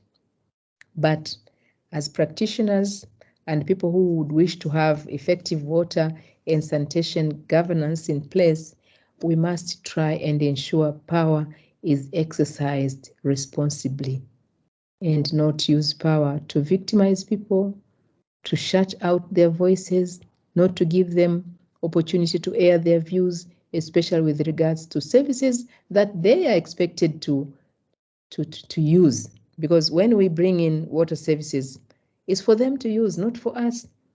Sanitation services is for them to use, not for us. Therefore, we should use, or we should ensure whoever has the power uses the power or exercise the power responsibly, and not to negatively affect other groups which are, well, I wouldn't say powerless, but maybe have less power. This slide speaks of the local context, which is influenced by various contingencies concerning the actor within the territory. The power that we are talking about is one of them. This one speaks of the water conflicts that had been there in some of the places and localities, and sometimes it has to do with the right to water. Who has the right to water? Who avails right to water to other people who seemingly don't have the right to water? And the converging point from literature is that in terms of analyzing water as a vulnerable and finite resource in one hand, the concept of right to water is on hand, which lead to agreement that water, especially fresh, should be governed better regardless of the power. But then literature also poses a question: what does better or good governance of water mean, and how should it be carried out in practice, especially given the various variables that come into the interplay, including the one that I keep mentioning, the power relation. Various challenges have to be addressed. This one we have seen. And some of the factors which attributes to challenges of realizing effective water and sanitation governance includes the population growth, includes which necessitates, of course, rehabilitation of dilapidated or obsolete infrastructure, and also expand the networks, new networks. But issues of water pricing, policies, and climate change, these are all challenges that come into the equation when we try and put in place effective water and sanitation services. So here is statistics from population statistics within our region. Literature informs us that our annual rate is markedly higher within the region as opposed to that of the world. You see, we are annually increasing at a rate of 2.6 as opposed to 0.84 annually globally. And our current population grew to 363 million in 2020. And what I want to say, I should not be misunderstood. You know, population increase is not a bad thing at all. Much as you are not population specialists or demographers like myself, but I'm sure you are aware of countries with what we call shrinking or decreasing population. Some of the Western countries, including Germany and others, have the majority of the people in the senior category of the population, whereby they are not able to engage or contribute to economic growth of their country. They're there to be assisted because of their age. And then you have in the middle group, the working age group, the economically active group being smaller than the senior citizen group. So the group that is expected to work for the continuity of the economic growth of the country, and the group that is expected to assist the older people is smaller than those who are supposed to be assisted. And then when you come to the younger, not younger, but I should say maybe the children who are expected to grow and graduate and get into the working group is also smaller. I hope I make sense. But these are countries which actually attribute to, I don't know whether I should say brain drain, but these are countries whose environment is inviting some of our young people to go live and work there. Now, can you imagine if we're the one to be in their situation? I'm not sure among the SADC member states how many countries actually would attract a massive number of people from the Western country to come live and work permanently. My point here basically is, much as we are having a very high annual rate as compared to that of the globe, but we shouldn't look at it negatively. Africa needs people. But the issue here is, in the context of our seminar, is that we must take on board the increasing population with regards to services that we are expected to offer to people. We should not put in place services today and not consider our rapidly increasing population in the next 5, 10, 20 years to come. If we don't consider the population growth or population variable in the context of service delivery, we will always be facing challenges in terms of resources, in terms of services. So I try to explain that we are increasing, but I don't want us to look at it as a negative thing. And so far, we don't have a policy that says we want to be only 50 million by so and so year. We have never had such a policy. In fact, the only country in the world which had a strict population policy was China.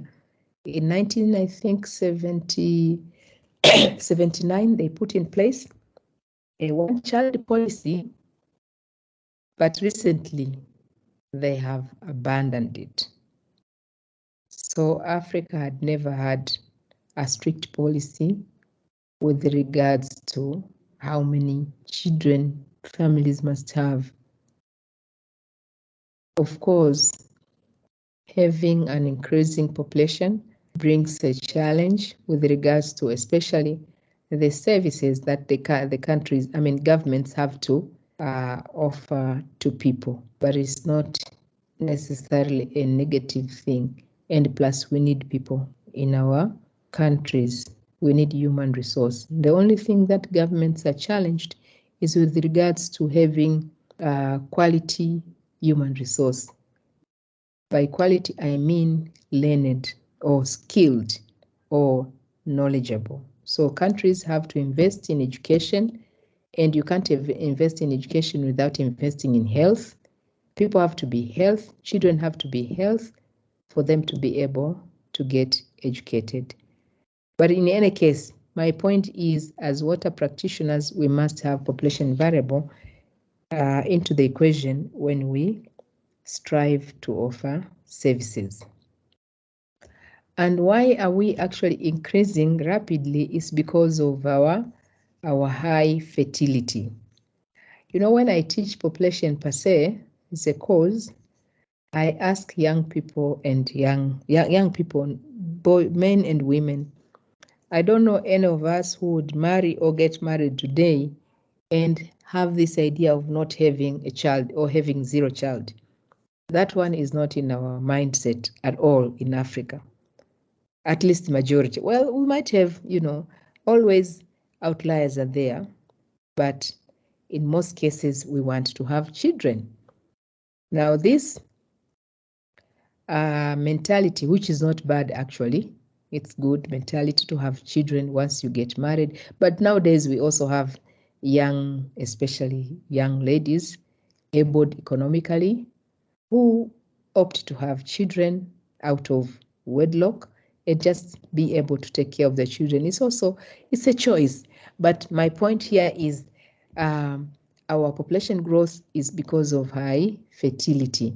And by fertility, we mean the number of live births a woman would have if successfully exposed to fertility rate by age. Women can have children up to a certain age. So the number of children that a woman have from the time she gets into reproductive age up to the time she gets out of reproductive age is what we call total fertility rate. And this table shows you the total fertility range. For instance, in DRC and Angola, women are expected to have 5 and above children. And then we have Mozambique, Tanzania, Zambia, and other countries mentioned in the third row. It's 3 to 4.9, which is still high. And then we have Botswana, Seychelles, and South Africa. For them, it's 2.1 to 2.9 children. And Mauritius, we say they have completed what we call fertility transition. This is the transition from very high number of children to low. Mauritius is 2 and below children.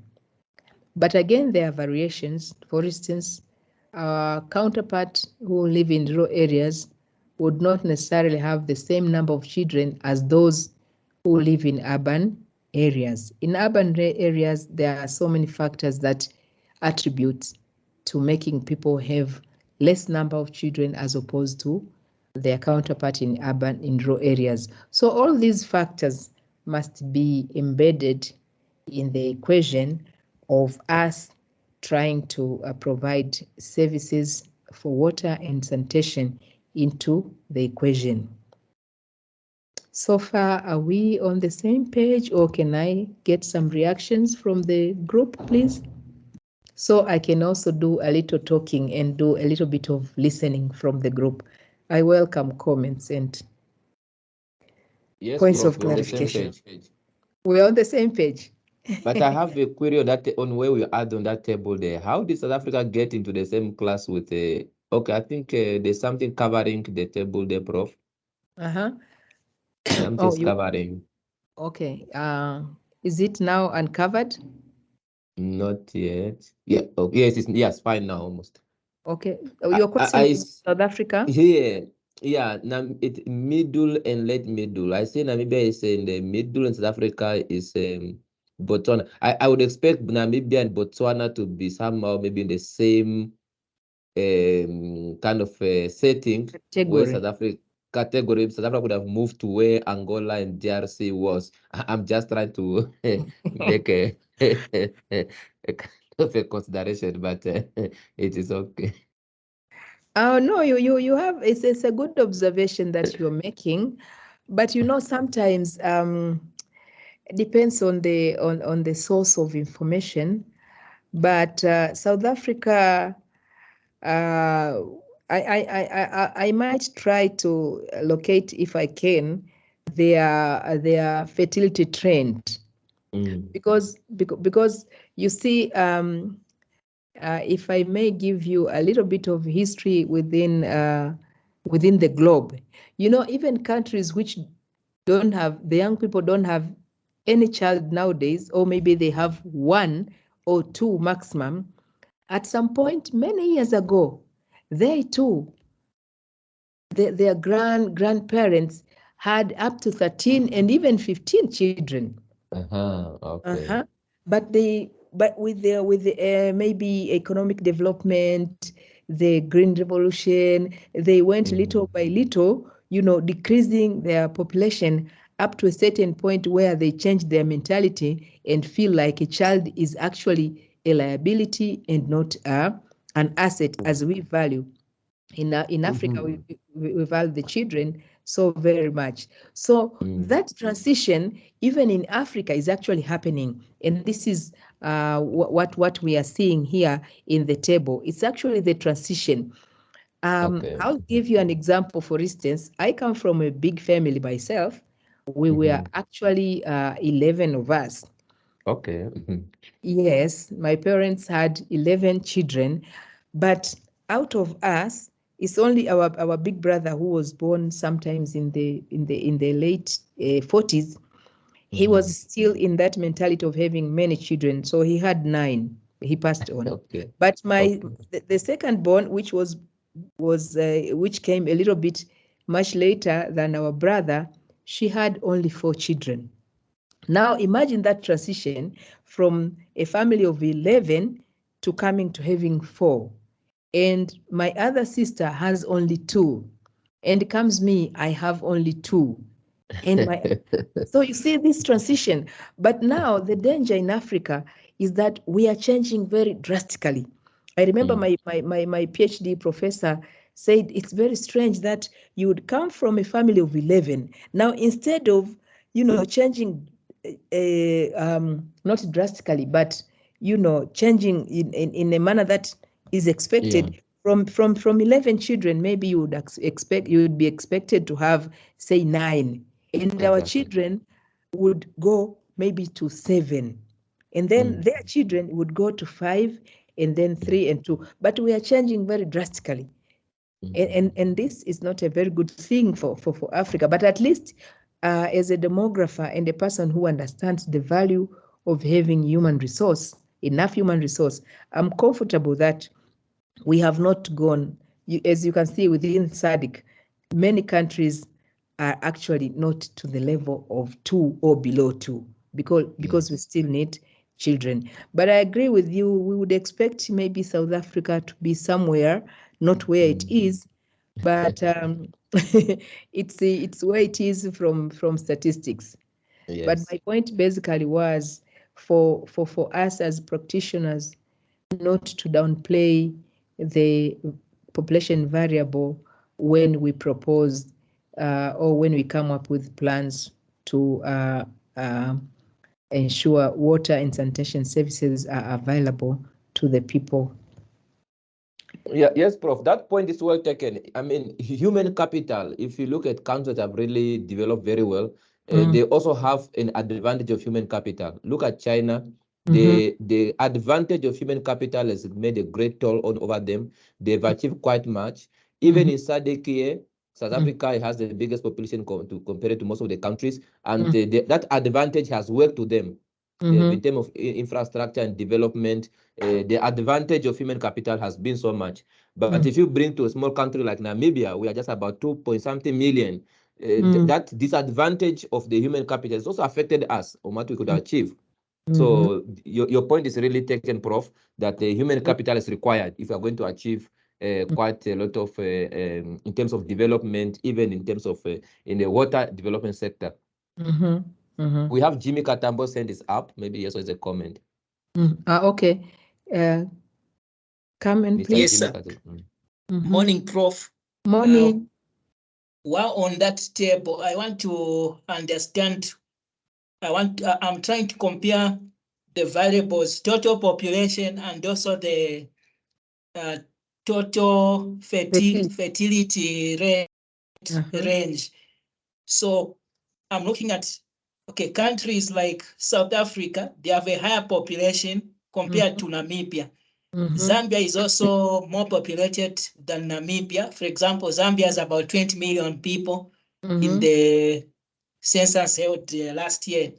Yeah, so my comparison, I'm trying to see why Zambia and Namibia are put in the same bracket, and yet South Africa is below, when South Africa has a higher population compared to Zambia. So it's a very good question. You see, the total fertility rate, the range of total fertility rate. For instance, if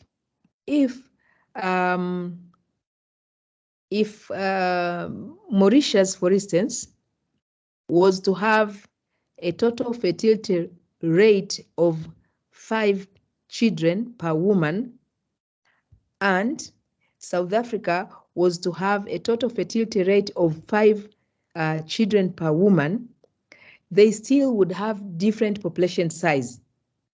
You know why? The reason is that total fertility rate for South Africa would be applied to a broader group of people who are in their reproductive rate as opposed to Mauritius. So the fertility rate, the contribution of fertility rate to the total population size depends on the population group that is in the reproductive range. I'll give you an example of the broad range. You remember the population pyramid that I shared with you yesterday. So when you have an inverted V and you have people from say 15 up to say 40 something, that group, if it's broad, if it's majority, then even if you apply 2.1 population, I mean total fertility rate, you will still have a bigger population, total population in the end. And this is the reason why China, despite their one-child policy, they kept on having a bigger number of total population, because that one-child policy was applied to the bigger group of people who are in their reproductive age. You get my point? Yes, Prof. Yeah, Yeah. so Yes. I can Yes. connect with it now. Exactly. And that's why even when we apply one-child policy within our continent, African continent is still a young continent.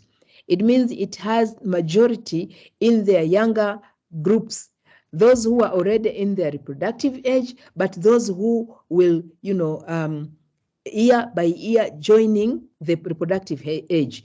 We are many. So even when we decide to have 2 children, each of us, we are still going to have a large population. So that explanation explains to you why South Africa would have a bigger total population size as opposed to, I don't know which country, you said Namibia? Yeah, Yes, Namibia, Namibia. yes. Yeah, And because also Namibia having 2 million people, I haven't looked at their population pyramid. It means those who are in their reproductive age are much less than South Africa. So even if we say they should have 5 children, each one of them, but since they're small in number, they would still be below South Africa and the other countries whose population in reproductive age is bigger. Does that make sense? yes, Prof. Thank you Yes, so Prof. much.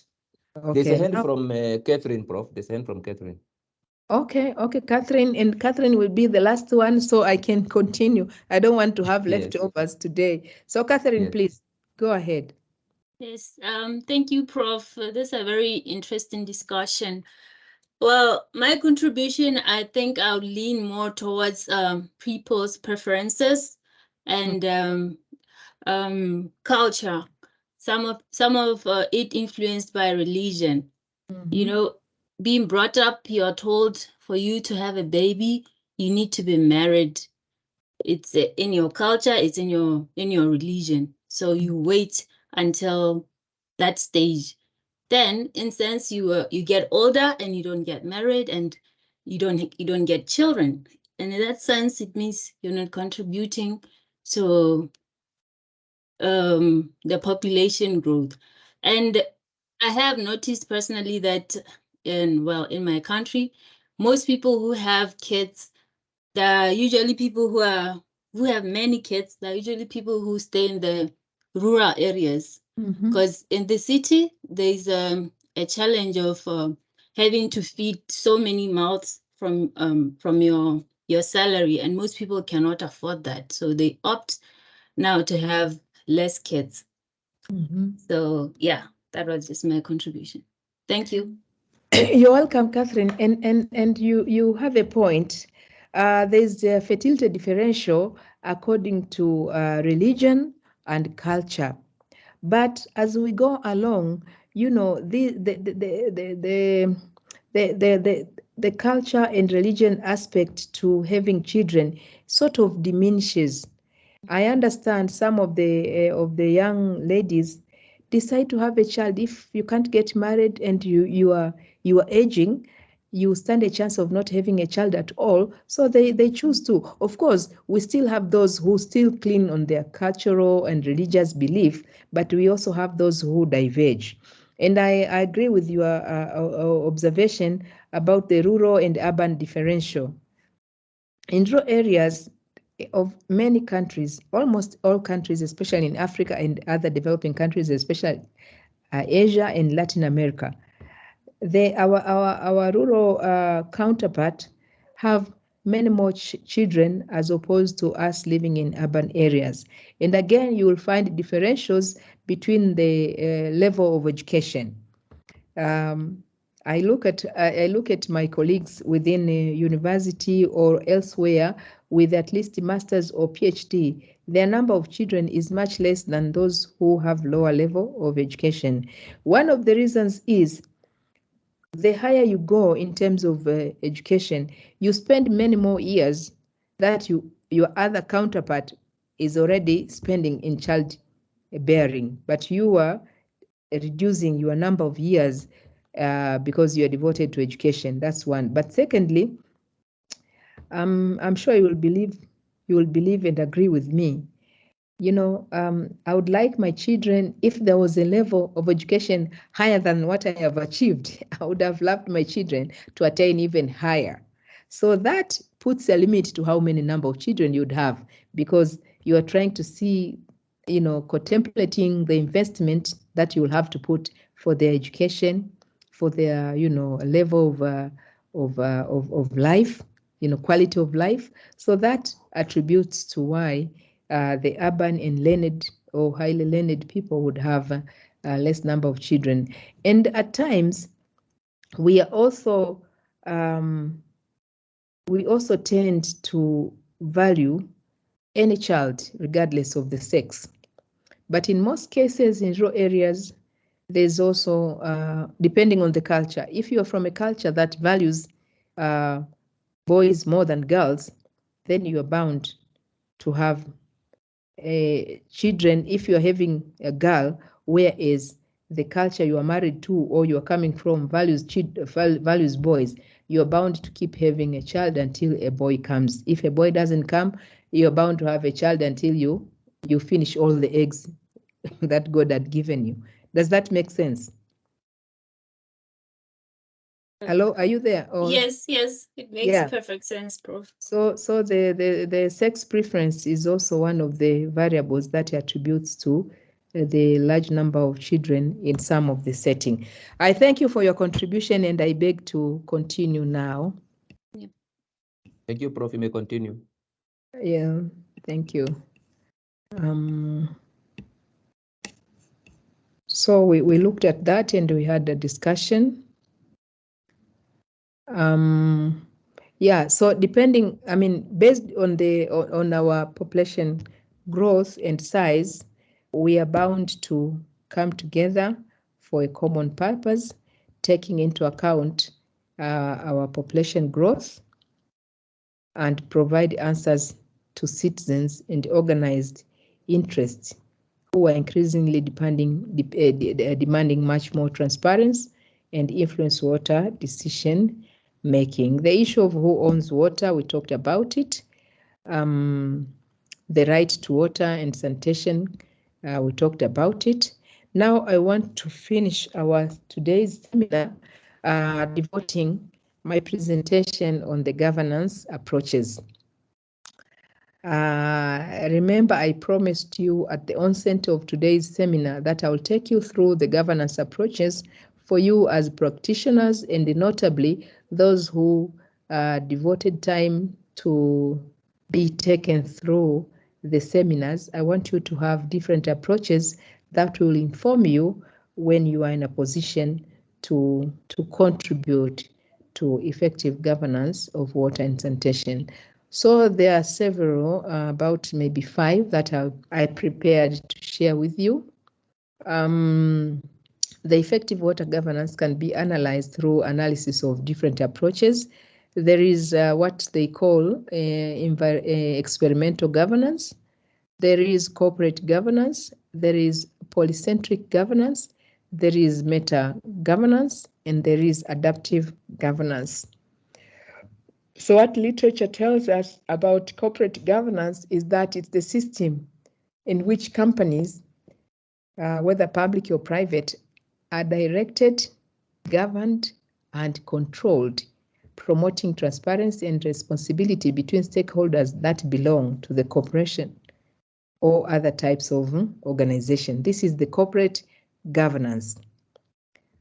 It's the system where companies are directed, are governed, and controlled in promoting transparency and responsibility between stakeholders that belong to that particular corporation and or any other organization.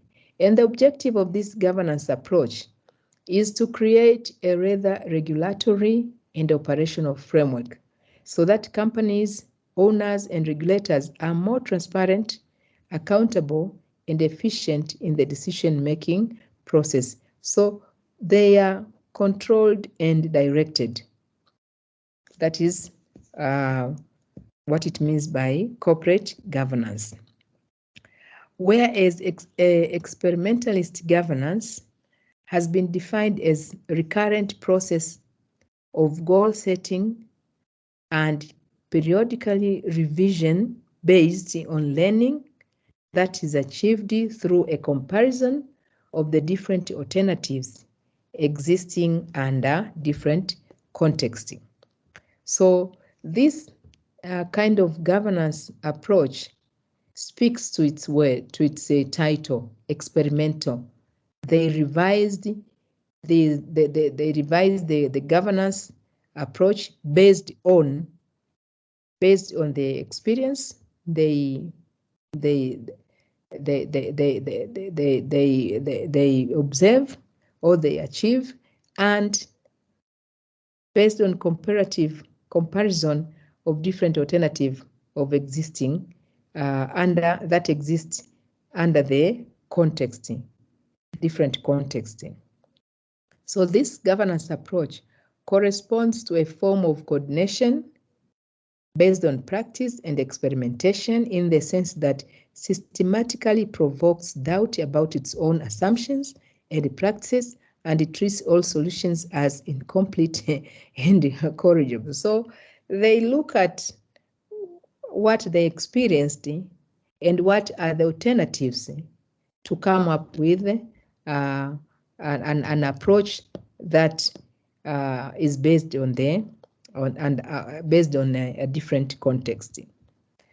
So the experimental governance constantly adjusts its outcomes and means to achieve them through the social learning, and therefore its main objective is to achieve a systematic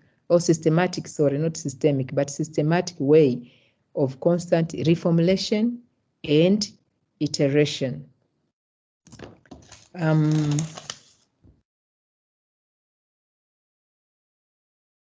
That is about the EG approach. And then in terms of relationship among actors, the EG promotes a decentralized and diverse structure, including various sources of resources and expertise. The EG is also called democratic experimentalism and would be a response to the demands from political objectives and methods that can no longer be predetermined. Instead, they have to be discovered during the problem-solving process, requiring a high degree of commitment from the involved actors to advance in water management. In EG, the actors performing at the lower level are granted enough freedom to create place-based mechanisms to achieve all-encompassing framework outcomes, and sharing their experiences enables policy learning. Some authors point out that EG is practiced through an interactive cycle, which consists of 5 steps. The first is actors discuss and agree about a common problem. Second, local and central actors set overall goals and metric for their implementation in a provisional way. And the third is that local actors, both public and private, are free to move towards the resolution of these objectives in any way they deem appropriate. And fourth is, due to their autonomy, local actors should regularly inform about their performance and participate in a peer review process to compare their results with those of others who use different means to achieve the same objective. And finally, objectives, indicators, and decision-making processes are periodically reviewed based on the challenges and opportunities revealed, and the cycle is then repeated. And in this sense, an expected outcome of EG is to perform this cycle in a coherent way through active participation and deliberation. Thus, leadership is taken by local actors in the process. Then we have the polycentric governance. This corresponds to the complex system where governance is related to different purposes, organizations, and territories that jointly interact to form new systems characterized by various decision centers at different levels. According to Ostrom and colleagues, initiators of the concept of polycentrism, this occurs when a large number of decision-making centers are formally independent from each other. And according to them, in a polycentric system, the responsibilities at different levels of government, local, regional, national, and international, are organized in such a way that they can efficiently provide public service at the local level. And in this sense, the main objective of polycentric governance is to effectively distribute decision-making at different levels to address water-related problems. Then, the different decision-making centers are composed by actors who are capable of resolving conflicts and regard each other in competitive and cooperative relations. So the PG distributes duties and responsibilities in a way that pervades incentives and information issues at one level are counterbalanced by positive incentive and information competencies of actors at another level. Then we have the mega governance, which is aimed towards the design and management of composition of different processes related to three modes of governing: the hierarchical, the market-based governance, and or network-based governance, which differ in the degree of formality of institutions and actors involved in the logic and iterations between them. Then we have the adaptive governance, which is a process that aims to create transformability, which means the capacity to create new systems, that is, new ways of living, when economic, ecological, or social conditions have created an unsustainable system. Its premise is that for managing a system, it is necessary to know it in depth. In this form of governance provides an alternative to the conventional paradigm that separates the creation of knowledge, the research from its application, the management, and therefore has been promoted as a necessary basis for sustainable development. So this is the summary of each key elements of each governance approach.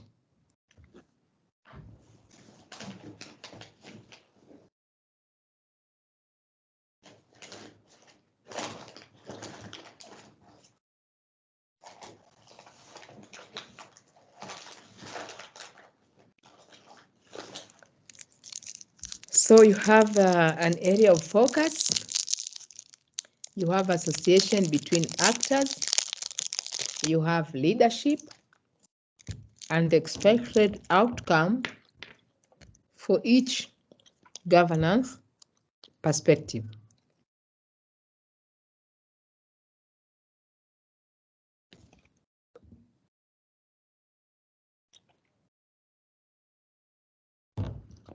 The World Bank developed a worldwide governance indicators project, establishing 6 indicators of good governance: voice and accountability, political stability and absence of violence, government effectiveness, regulatory quality,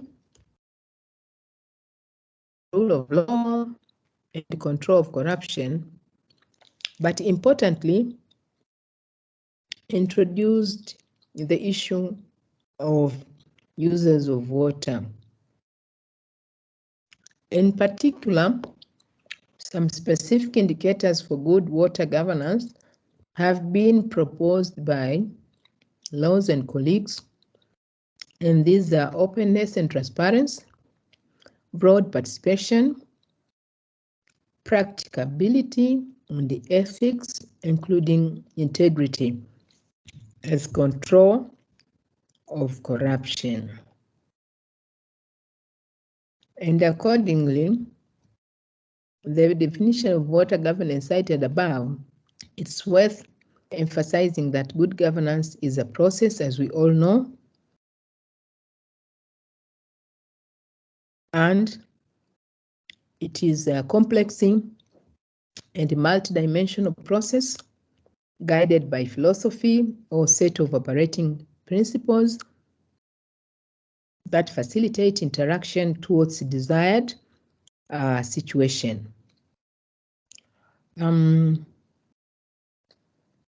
This we have covered.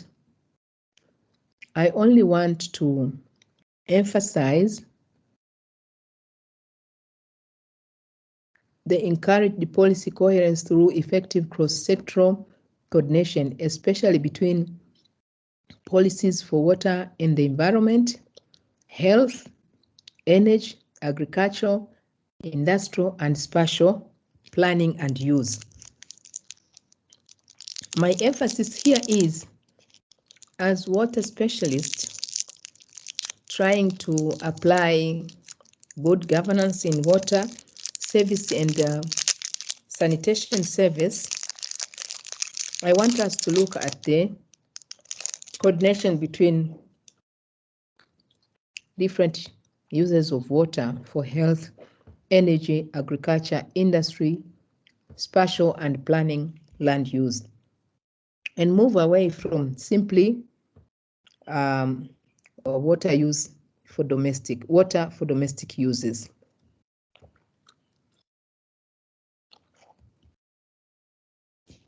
So more often than not, other uses of water are left out, and this brings about formidable challenges.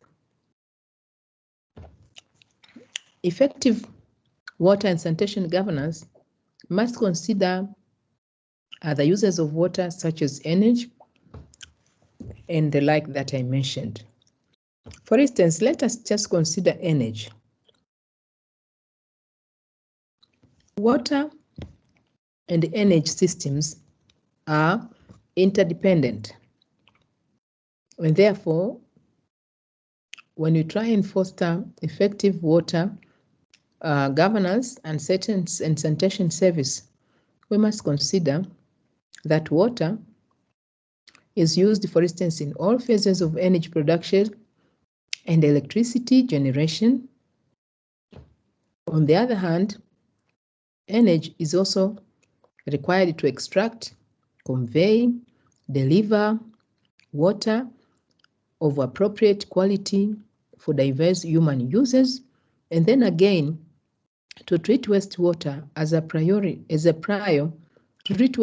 prior to their return to the environment. I'm mentioning these other water uses because even in literature, you find mostly scholars confine themselves in the domestic water use as opposed to other uses of water. And historically, interactions between energy and water have been considered on a regional and technology basis. At the national and international level, energy and water systems have been developed, managed, and regulated independently while they depend on each other. So to ensure effective water and sanitation governance, we must realize that energy and the water systems are interdependent. We cannot assume the future is like the past in terms of climate, technology, and the evolving decisions, for instance, on landscape, water scarcity, variability, and uncertainty are becoming more and more prominent, potentially leading to unavailability of water and poor sanitation. In SADC, water and the energy sector are under increasing pressure due to population growth, agriculture, and industrial development, which are again informed by the population growth and economic activities related to population growth. There is also an issue of transboundary water. As the majority of SADC's population lives in poverty, regional development and integration are underpinned by water and energy security, as the water causes in the region are transboundary in nature. So effective water resources governance provides a strong case to create water energy nexus platforms to support regional planning and integration, as SADC countries share more or less similar climatic and hydrological condition, especially those bordering each other. So there's potential of contamination of water by energy sources, and they include what is called, I'm sure we have engineers in the group, so they might as well raise their hand and not raise their hand, but inform us if they want to assist Professor Dungumaro, especially in this bulletin, which reads including tailing seepage, fracturing fluids and flowbacks of oil and gas, seepage and acid mine drainage in coal mining areas, affecting both surface as well as ground water sources. And seepage within tailings dam seepage break appears on the dam surface. With reservoir water level rising, the infiltration lines are also rising gradually. The water continuously infiltrates the dam tailings during the lifting process, and a seepage force is applied to the tailing particles. So this is what I found in literature. For non-engineers like me, I hope it also makes sense. Also, large quantities of wastewater that are produced by biofuels end up polluting water resources. So all these issues are issues that we must consider when we apply governance to water and sanitation. These challenges hinder national policies on delivering economic and social development goals, as well as constraining the regional goal of greater integration. The regional objectives on sustainable energy and access to clean water for all can only be achieved through recognition of water energy nexus championed by an integrated and sustainable manner. And effective water governance should consider coordination of regional water energy nexus approach to stimulate economic growth, alleviate poverty, reduce high unemployment rate amidst ensuring availability of water and good sanitation. It is time for an effective water and sanitation governance to address the challenges and opportunities of water energy nexus, as well as other water uses that may affect water and sanitation systems.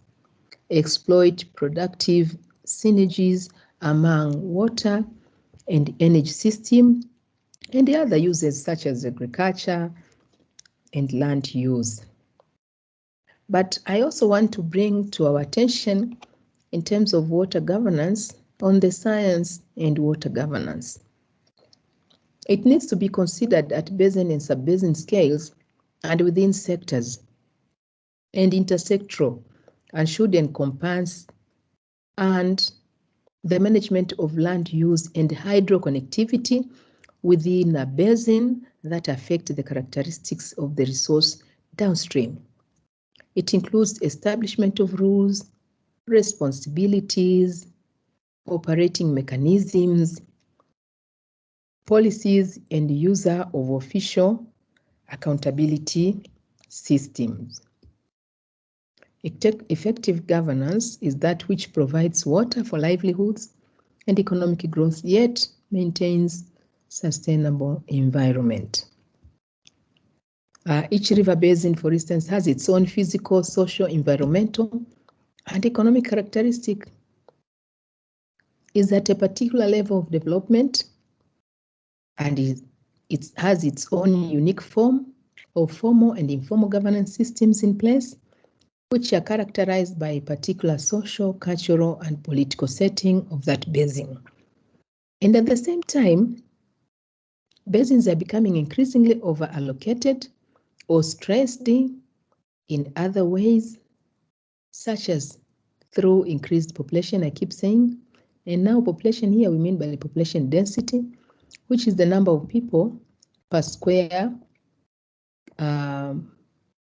kilometer living, the urban sprawl and agricultural expansion, and also pollution.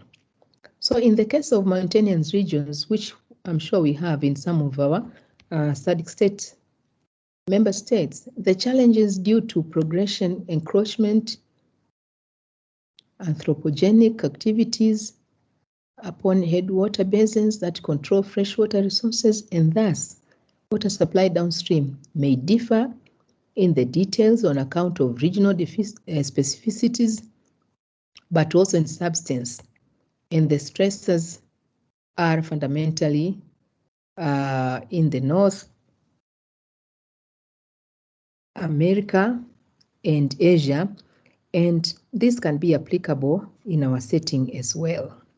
So I believe this should be my last slide. How much time we have? About we have about 15 minutes that we can engage in discussion. I thank you for listening and for engagement so far, and I'm ready for an open discussion now. Do I see a hand? Yes, Tafila. That is Tafila, sorry. Okay, Tafila, please.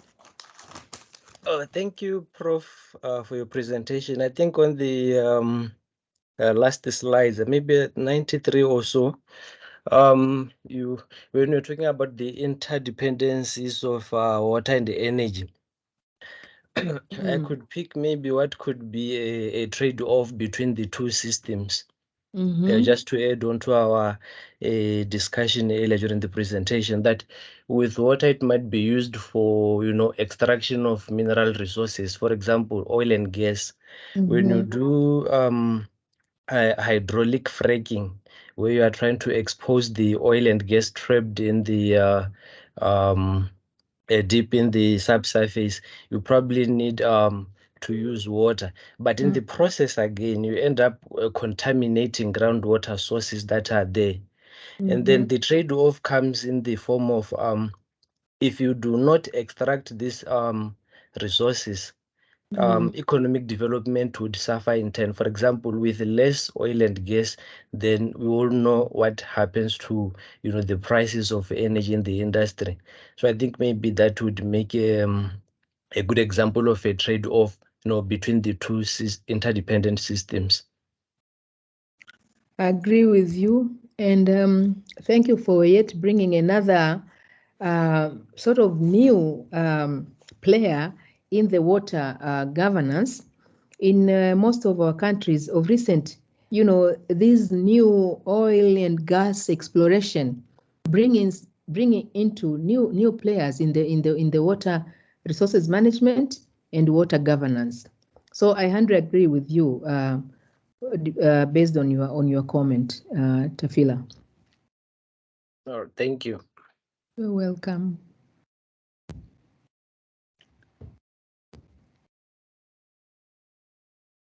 We still have time.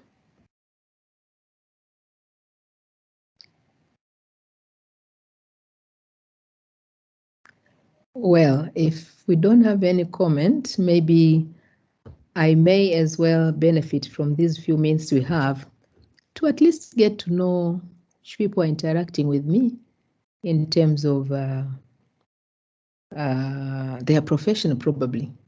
Just very briefly, if you're okay with that.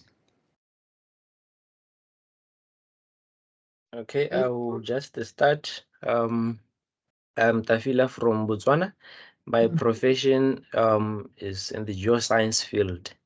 So my PhD right now, I'm focusing on the hydrology and hydrogeology thematic area in this IWRM program at NAST.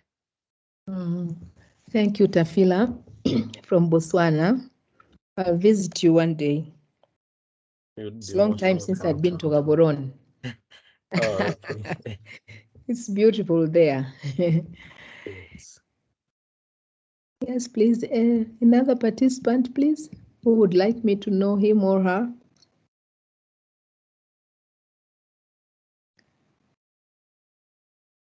Are we not 16? At least my screen shows we are 16.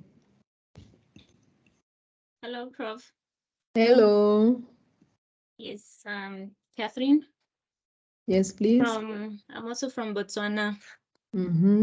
Yeah, also doing the PhD in engineering, water and environment under the hydrology and geohydrology thematic area. Thank you, Catherine. I make the same promise I made to Tafila, and we have few female engineers, so good to have you in the group. Thank you, ma'am. You're welcome. Thank you.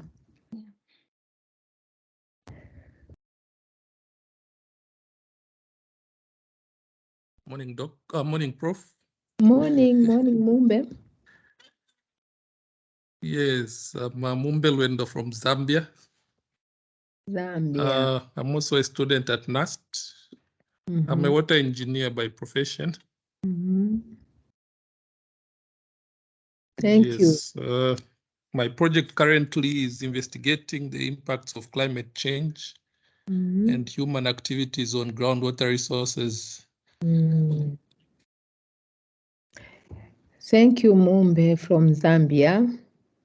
You are much closer to me, but you won't believe I've never been set my foot in Zambia. Maybe you send me an invitation. I'll come visit. But as a demographer, I like this aspect of looking at human activities. You know, human beings, sometimes we are very selfish. What we do today, we don't care what it affects us tomorrow. It's a good topic. It's good to have you in the group. Offense.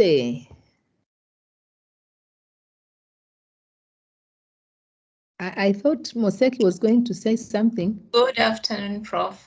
Good afternoon. Yes. My name is Offense Moseki. Yes, I'm also from Botswana. I'm studying at NAST, doing my PhD in integrated water resources management, but I focus mostly on agricultural water use management. Great. Good to have you. Good to have you, and I'll visit Botswana very soon. You're welcome. Thank you. Welcome, somebody else.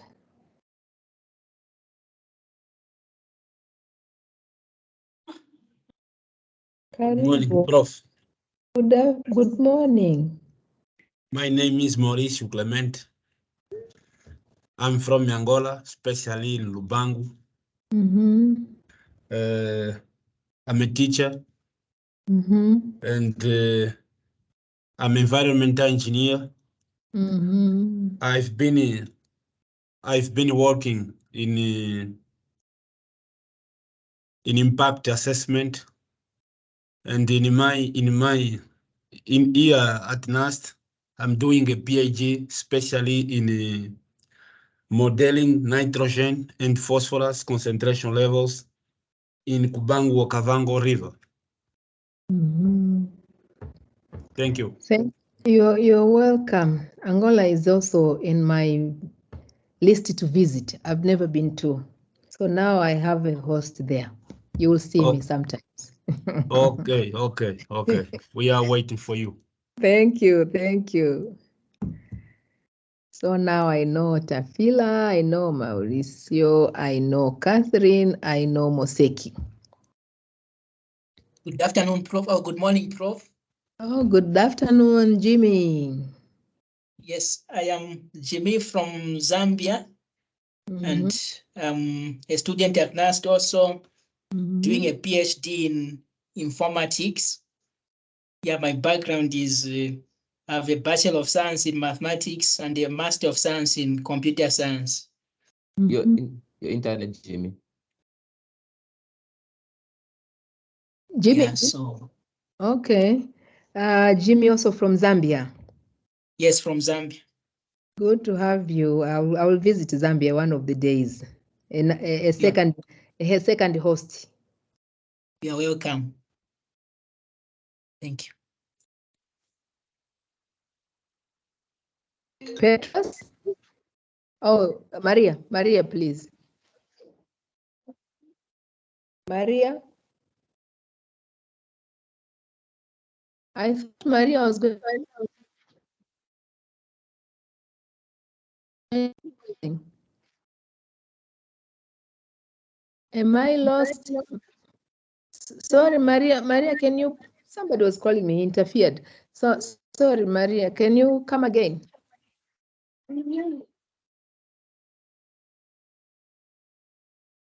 I didn't get you, Maria. Not so well, Maria.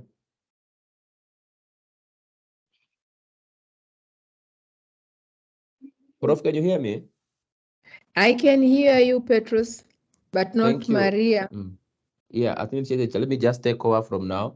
Okay. Thank you, Prof. My name is Petrus Paulus. I'm from Namibia. And yeah, I'm from natural sciences, graduate from chemistry and biology. Then I also have been working in the water affairs for a number of years, and did some studies still in water, and then eventually IWRM as at master's level. And I'm currently doing through the SASCAS postgraduate study program in IWRM, a PhD in natural resource sciences, where I'm taking good interest in water that's used for irrigation. And in that aspect, I'm looking at microbial and physiochemical qualities, and employing novel technologies of identify pathogens in the water being used, which may pose a challenge probably to health, and to at least to contribute to knowledge and mitigating any outbreak that may come in with the use of water, be it from the rivers or dams or groundwater. Thank you, Prof. Thank you, Petrus. From Namibia. I don't know, Prof, you know, during my master's integrated resource management, we're having a Prof Mashauri from Tanzania. I don't know if you know him. I know him. Actually, I was going to mention tomorrow, but I'm traveling. Actually, tomorrow evening, I'm traveling to Dar es Salaam because I'm located in Iringa, Southern Highlands of Tanzania. So since I'll be attending a meeting with our Treasury Registrar on the 20th and 21st. So I kindly requested Professor Mashauri to cover for me. So you just preempt me. I know him. He's we know each other. He knows me too. Okay, I'll mention you to him today. But just also information to you and the rest of the participants, and also Secretariat. I kindly request that Professor Mashauri covers for me day after tomorrow and Friday. That is well noted, Prof. Thank you, Doc. Thank you, Doc. So, Maria, what's happening? Maria is from where, Dr. Mabuku? Maria is from Namibia. Hi, Prof. Can you hear me? Now I can hear you. Oh, okay. I'm Maria Nelago Kanyama. I'm from Namibia. I'm doing PhD in computer science, but my background is electronic and telecommunication engineering. So my thematic area is water and wastewater systems and technology. We're using technology to provide solutions to the water sector. Great, Maria. Good to know you. Another host in Namibia. Great to have you. Good afternoon, Prof. Esther. Good afternoon. Okay, my name is Menade Royal Mabakeng. I'm also from Namibia. My background is in geoinformation, specializing in land administration. I'm currently doing a PhD in spatial sciences, focusing on the thematic area for water tenure security, looking at water access for urban informal settlement in 2 study areas in Namibia. Thank you, Menare, another host in Namibia. Good to have you in the group. Good afternoon, Prof. Good afternoon, Sydney. Yes, please. I'm Sydney from Zambia, and a PhD student at NAST. My background, I'm an environmental engineer. My PhD is focusing on water security on the Upper Zambezi River Basin. Great, great. Another host from Zambia. Good to have you in the group. Thank you. You're welcome.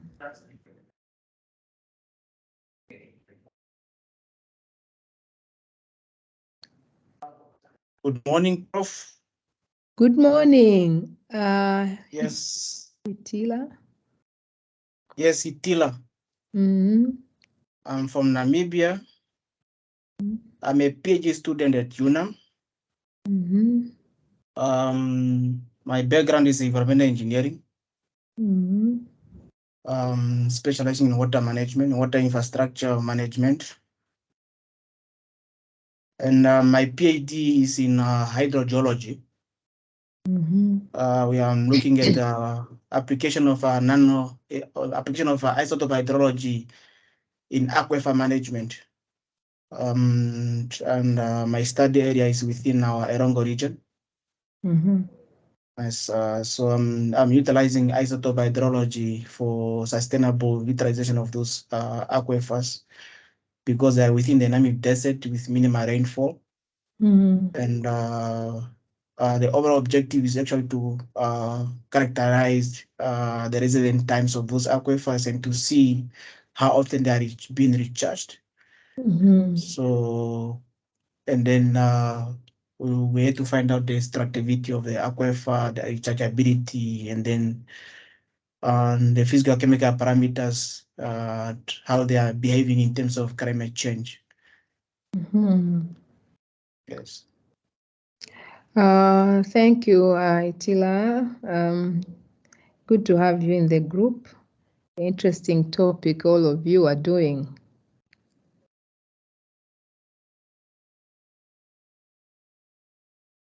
We have Faith.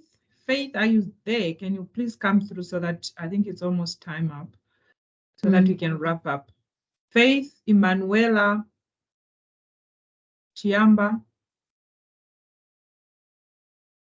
Good morning, everyone. My name is Emanuela. Civil engineer is my degree.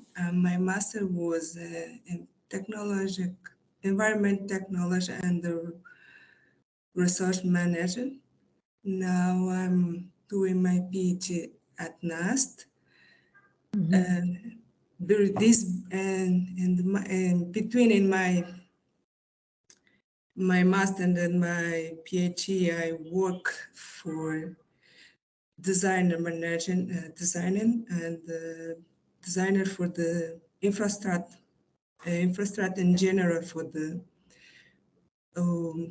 wastewater, stormwater, and pipeline and distribution pipeline and supply for water supplies. I don't know. So my interest is more in my PhD, more traditional, like continuous supply, water, what type on type. My focus for it, transient hydraulic for the infrastructures. Thank you, Emanuela. Good to have you in the group. Good morning, good afternoon, everyone. Good Sorry, I've got a bit of a cold, so my voice is not projecting very clearly. I am Faith Kudzai Chumbiri, and I am from South Africa. And I'm also PhD fellow under the SGSP program at NAST. I'm under the thematic area Sustainable Water, Energy and Food Security. And for my research, for my thesis, I'm looking at how smallholder farmers, what are the opportunities for smallholder farmers to harness the water, energy, food nexus is like an adaptation option as they carry out their day-to-day their day-to-day work. And I'm focusing on 2 regions in Namibia. That's Hardap, that's in the south, which is much drier, and Oshikoto, which is in the north, and it's much wetter. So just comparing between the 2. Thank you. You're welcome. Thanks, Faith. Good to have you in the group. Chiamba.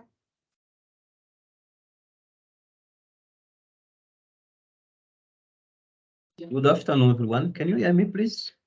Yes, we can hear you. Okay, my name is Shiamba. I'm a civil engineer on the military. I'm a PhD fellow in Saskatchewan study program in integrated water resource management. My focus is in water and wastewater technology. My topic is about digital twin to leak detection in water distribution system in Angola. Thank you, Chiamba. Good to have you. Excuse me.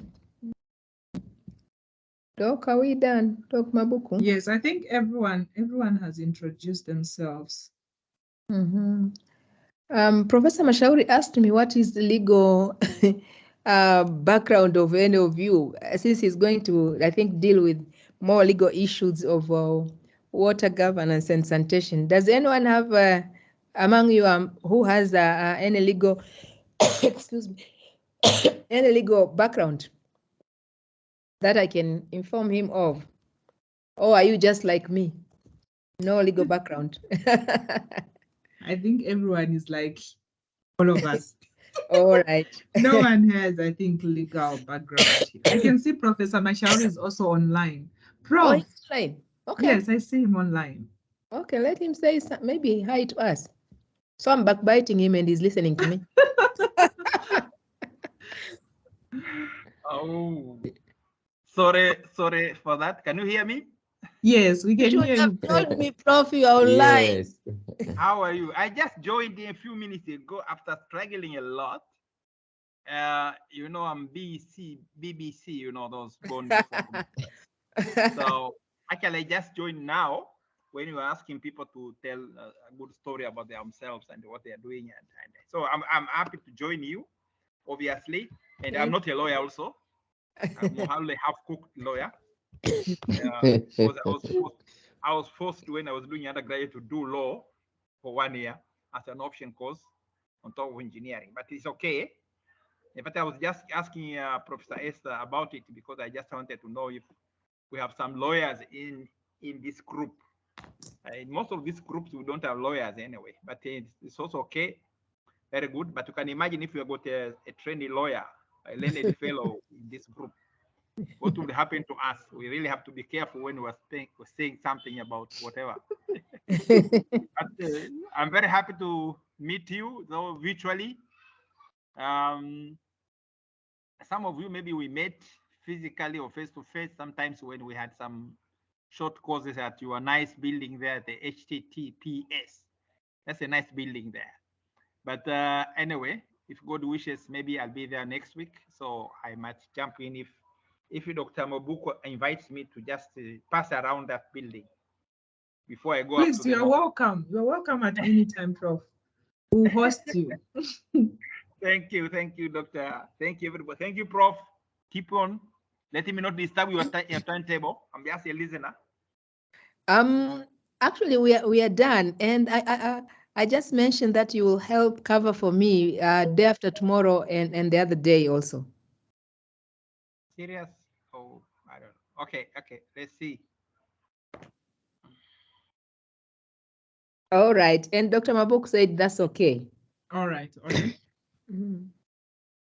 So, Dr. Mabuko, if you allow me, I just want to thank everybody for their time, for their contribution, and I look forward to having a last session with them.